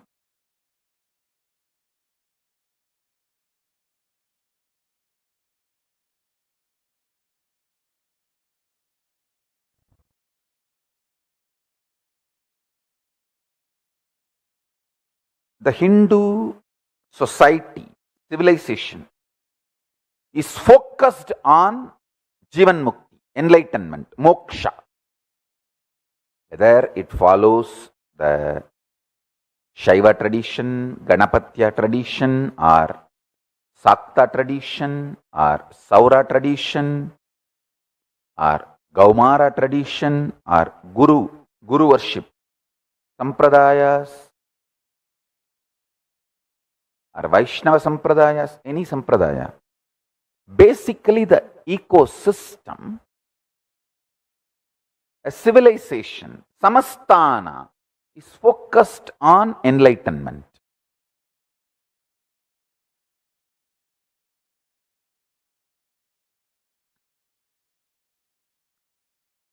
Let me continue with my understand. In Hindu tradition,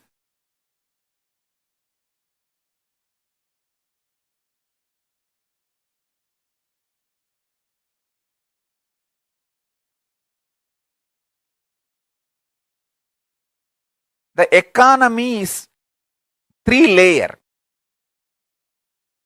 grain based,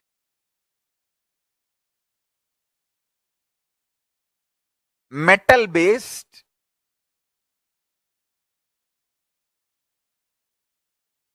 and all the precious things you get from the ocean.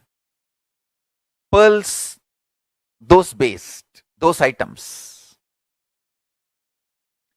Sanganidhi, Badumanidhi. Padumanidhi means all the items you get from the ground comes under Batmanidhi, like a grain and metal. All the things you get from ocean is formed as Sankanidhi. Shanka, Kanch. Shankanidhi, Padumanidhi. That's all. This two is the currency. And in Batmanidhi, two category: grain-based economy and metal-based economy. Whole thing is contributing economy. Does not encourage stealing, swindling-based economy. No.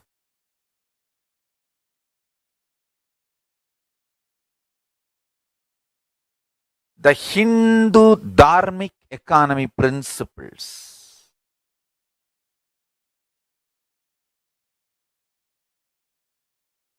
Hindu principles of conscious manifestation of reality. In every level, I wanted to keep all the Hindu principles alive and bring legitimacy and demonstrate it. It still works. This is the best. Understand? This is the best. The internal administration was always enriching and raising the humanity and society to the next levels. Art, culture, dance, music, everything was enlightenment based.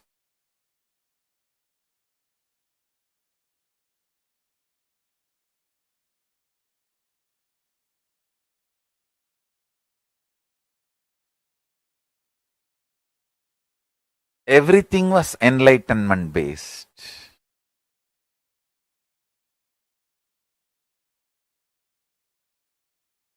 Jurisprudence was absolutely deep understanding about the human psyche.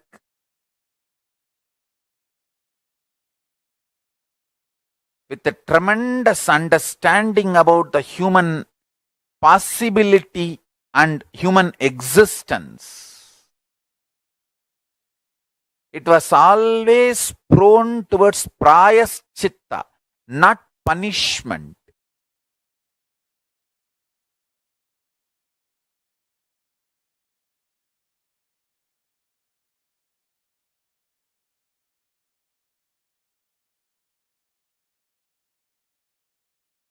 Expectation from the individuals and the way they are placed in society was well defined.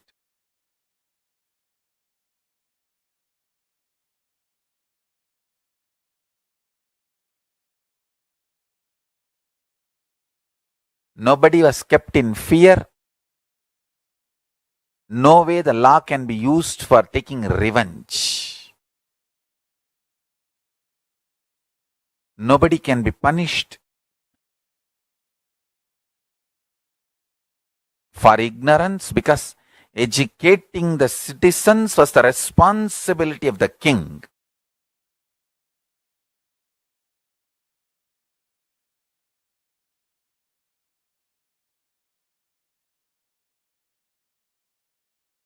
Principles were straightforward and simple. Administration was more contributing and life positive. Paramashiva declares, food has to be completely freely available for the whole nation. So we are going to follow the same procedure. Food, knowledge. See, not only the guru should not charge the student, if guru does not have money to feed the students, you see, in Hindu tradition, the student, not only you can't charge the student has to be given food, given all the things needed, and given education. Intention to study is worshipped in Hindu tradition. So if a child has an intention to study, he becomes a brahmachari.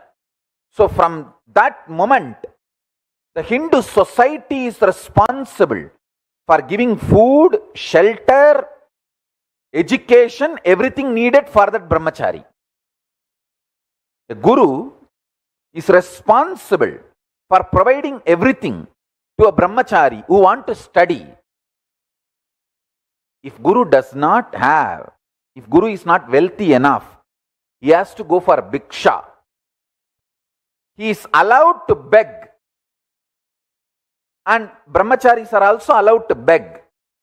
You can beg, but guru is bound to provide everything to the brahmacharis and give education. We are going to be following the same policy. Not only knowledge is free, all your survival needs during your study period also is free.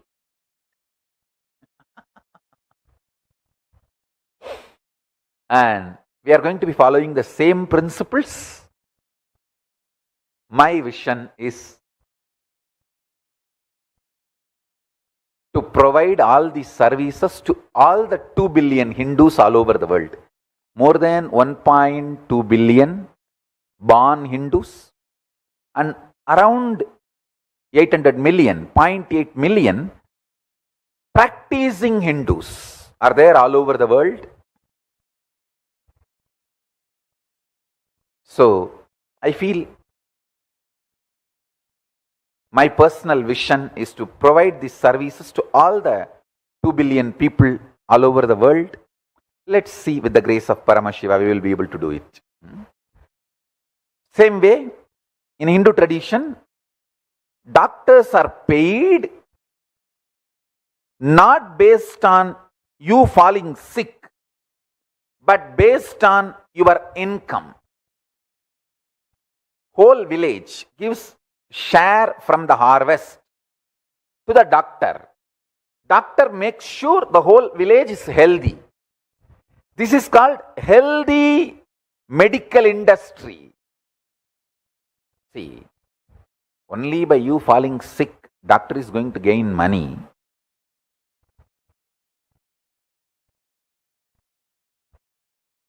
How do you expect doctor should be praying for your health? When doctor knows the village's health, my county's health, my taluk's health, my area's health is going to make me more wealthy, he will do research on your diet, he will support you in every level to be healthy, because your health makes him wealthy. Not your sickness. Your body is not income source for him. Your active life is income source for him. Understand the shift. This is Hindu economic policies. So, the Kailasa will have the same policies. In Kailasa, we will be practicing these same policies.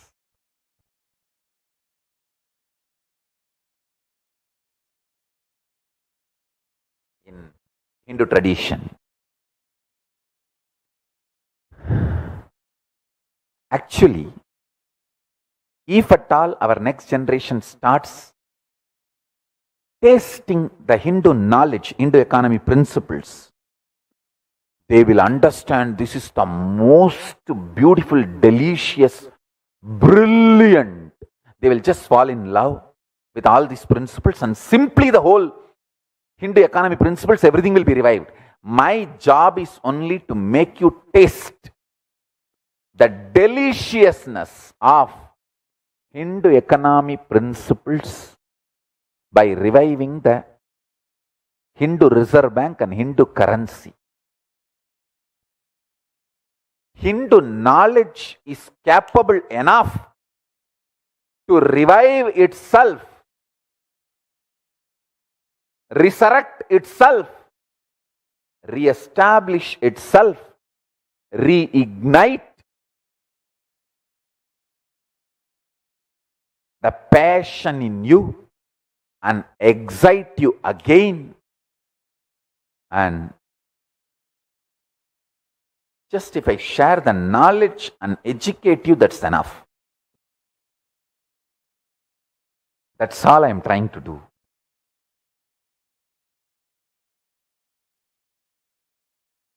I have so much more to share. Please understand this principle.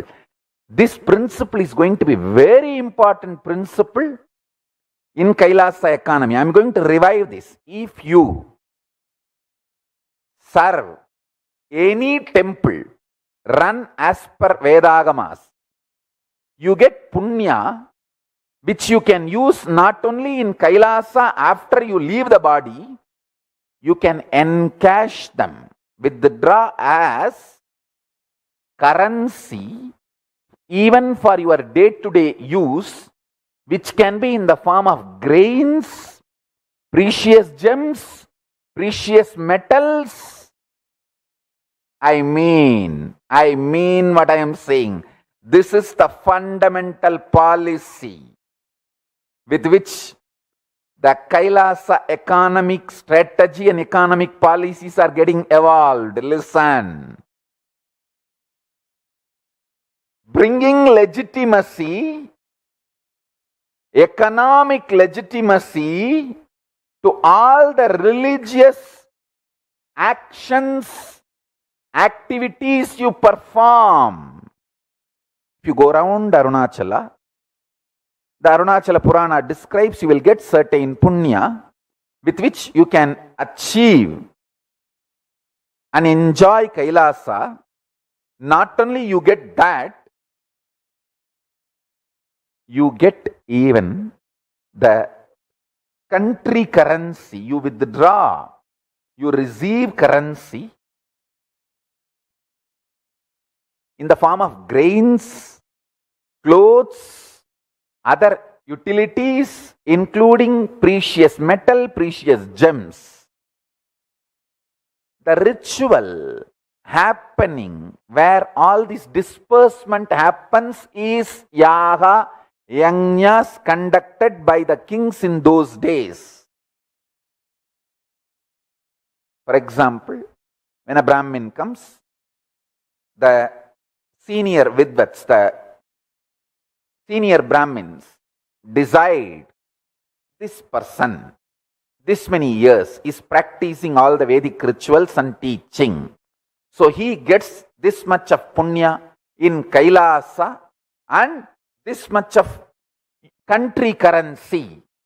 The Kailasa currency punya and country currency in the form of grains, precious metal, precious gems, clothes, whatever.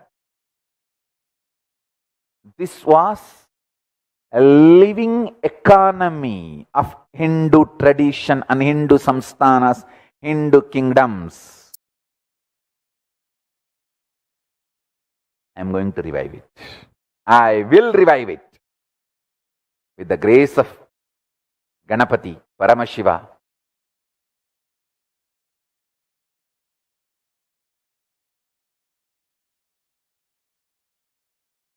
All the gods and goddesses of Kailasa with their blessings. I will revive it. Same way, these principles are elaborately described in Vedas and Agamas. That is going to form the basic structure of Kailasa economic policies and strategies.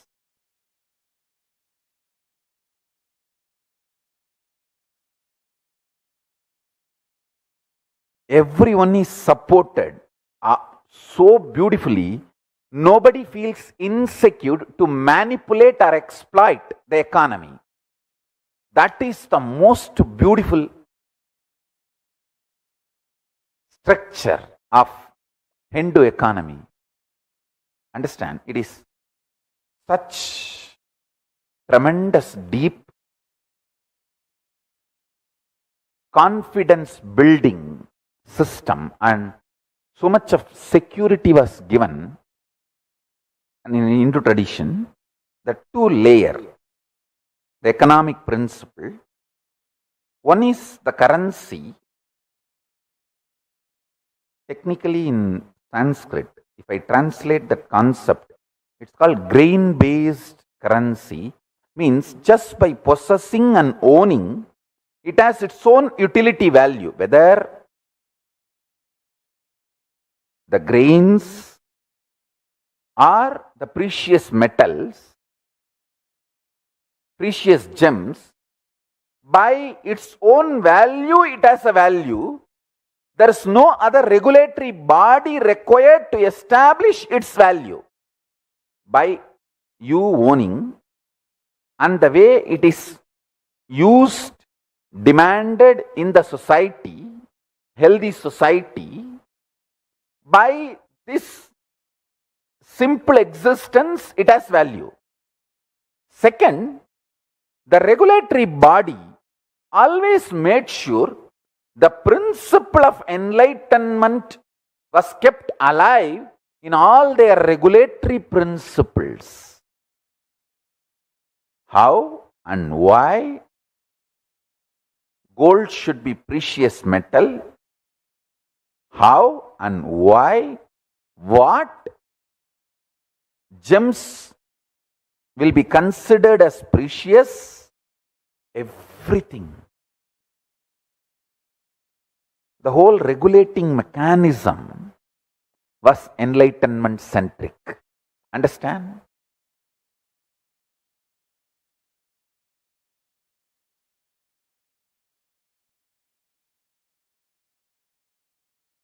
Rajaraja, for example, builds a huge temples.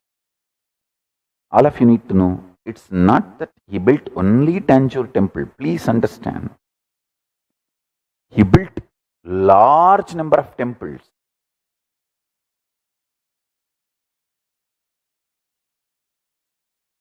Krishnadevaraya built large number of temples. I should say that all great known kings of Hinduism, whether Cambodia or Somanath or Chidambaram or Tanjore or Jagannath or Nepal or Sri Lanka, anywhere the Hindu civilization was prevalent.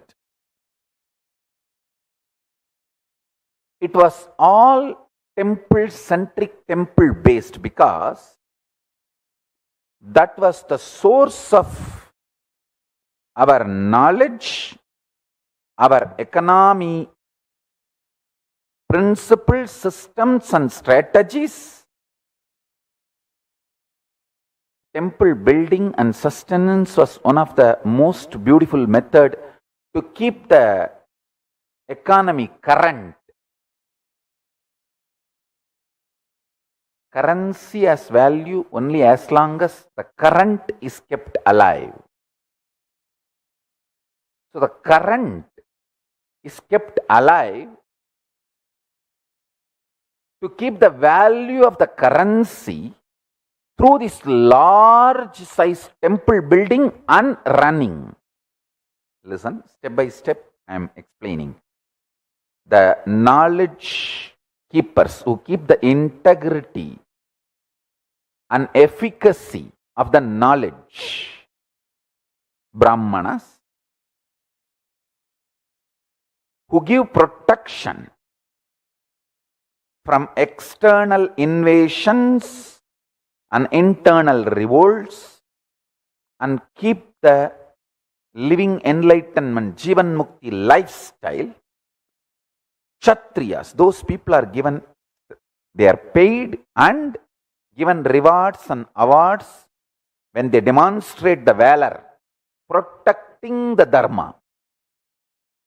And same next, Vaishyas, they are supported, encouraged, given protection,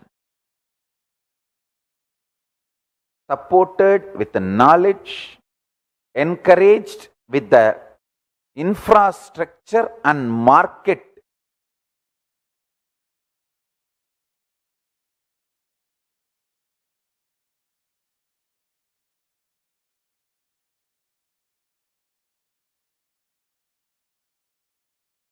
Protected, given protection for their wealth, for all these services provided by the state to the Vaishyas.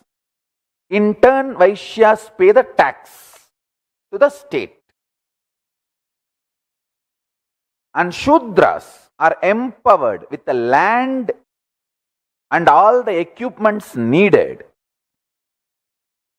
to grow grains or everything else needed for the sustenance of the life. In turn, paid, supported with all their needs. It's an amazing, unique, very organized, legitimate civilization. I tell you, the pre-Brancian age civilization, the only civilization still alive, of course,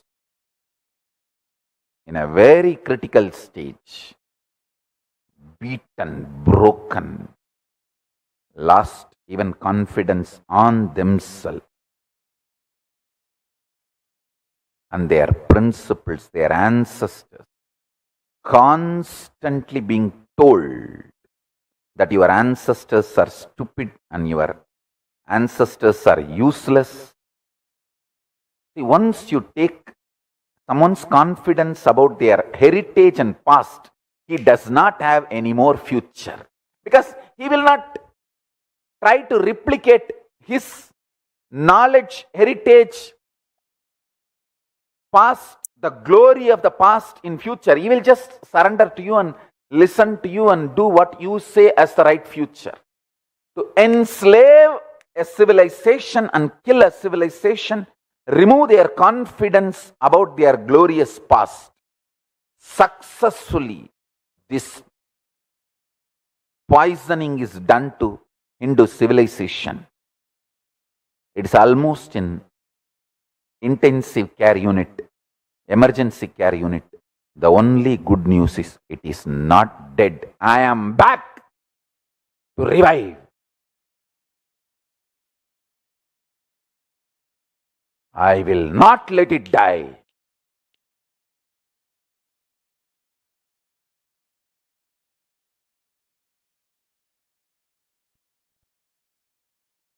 Chaturvarnyam maya srishtam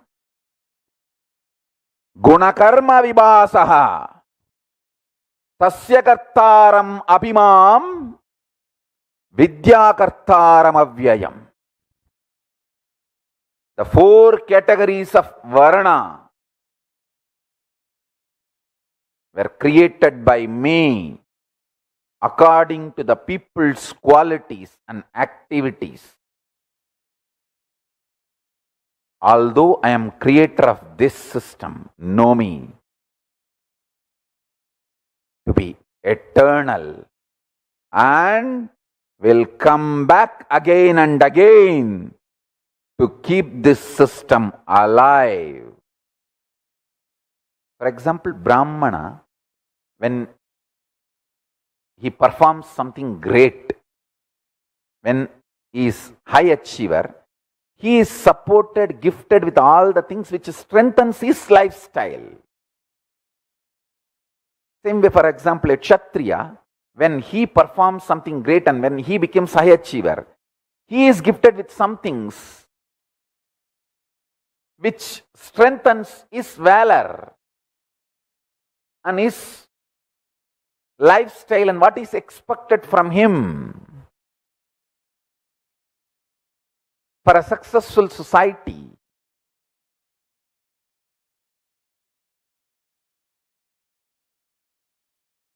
he gets glory, name, fame,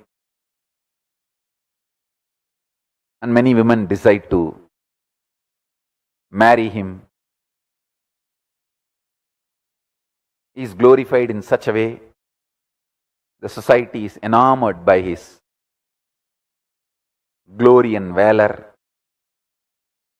Same way, Vaishya, when he becomes a great, successful, high achiever, the kind of the glorification done to him is different.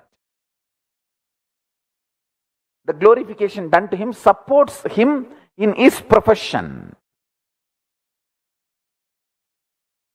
to achieve more success.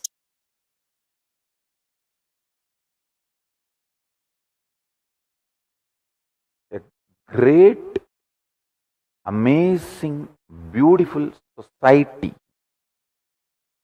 was kept alive with the principle of enlightenment.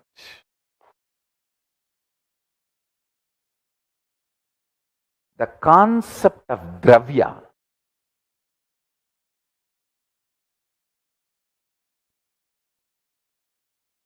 dana, dravya,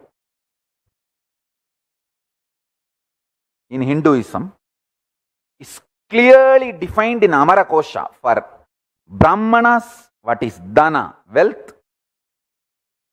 For Vaishyas, what is dana? Wealth. For Kshatriyas, what is dana? Wealth. For Shudras, what is dana? Wealth. Amarakosha's original verse.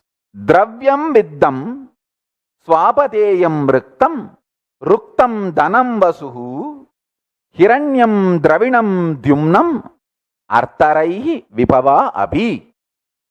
These are the definitions, forms the fundamental economic principles of Kailasa.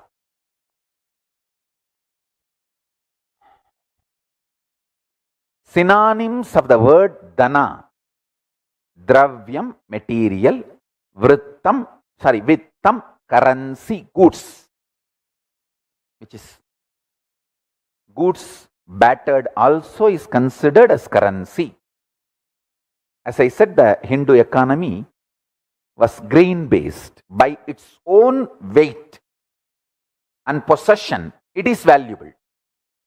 It does not need any central regulatory body to declare that this paper has this much of value. No. By just the possession of that semi-precious stone or a precious metal or precious stone or the grain, the grain or the precious metal, precious gems, by its possession, it brings value due to its utility and demand in the society. So that is vittam. Swapadeyam, owned, earned property. Riktam, inherited property.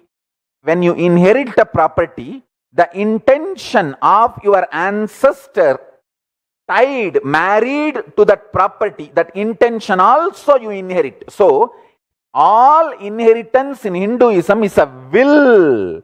So, you have to, as long as you maintain that will, you have right over the property. Understand? Whatever you inherit from the ancestors, you have to maintain their will. If not, you don't own that property anymore. This was the way the civilization was kept alive in Hindu tradition. Hindu father will work for the 7th generation of their children, and same way they will inculcate the lifestyle, knowledge, principles in their children.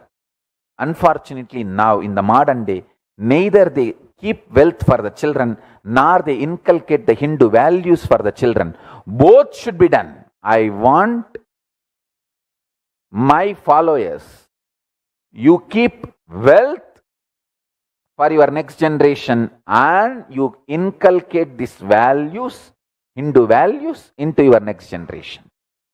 And the next generation also respects the riktam, inherited property, and the will of your ancestors, both. Ruktam, possessing and enjoying it, expanding it. Dhanam, money. Vasu, land. Hiranyam, gold.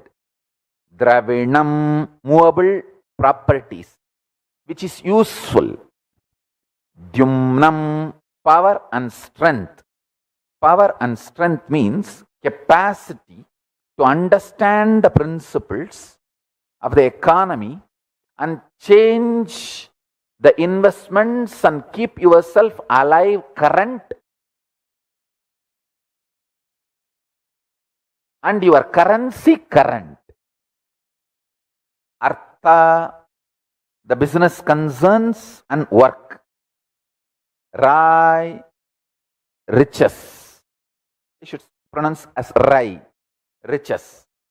Vibhava, magnanimity, omnipresence and power. Understanding the omnipresence and capabilities of Dhanam and keeping your magnanimity to keep the omnipresence alive all over the world. For example, if you honor your commitments only, they will honor their commitments. That is what is magnanimity. So, Kavi Kalpa Druma gives the synonym of Dhanam as Dhanyam, means the grain-based economy, and all other principles as I described from Amarakosha now.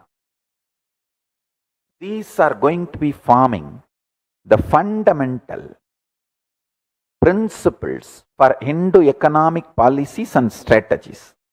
Hindu will is absolutely different from the will legal paper used today for establishing inheritance.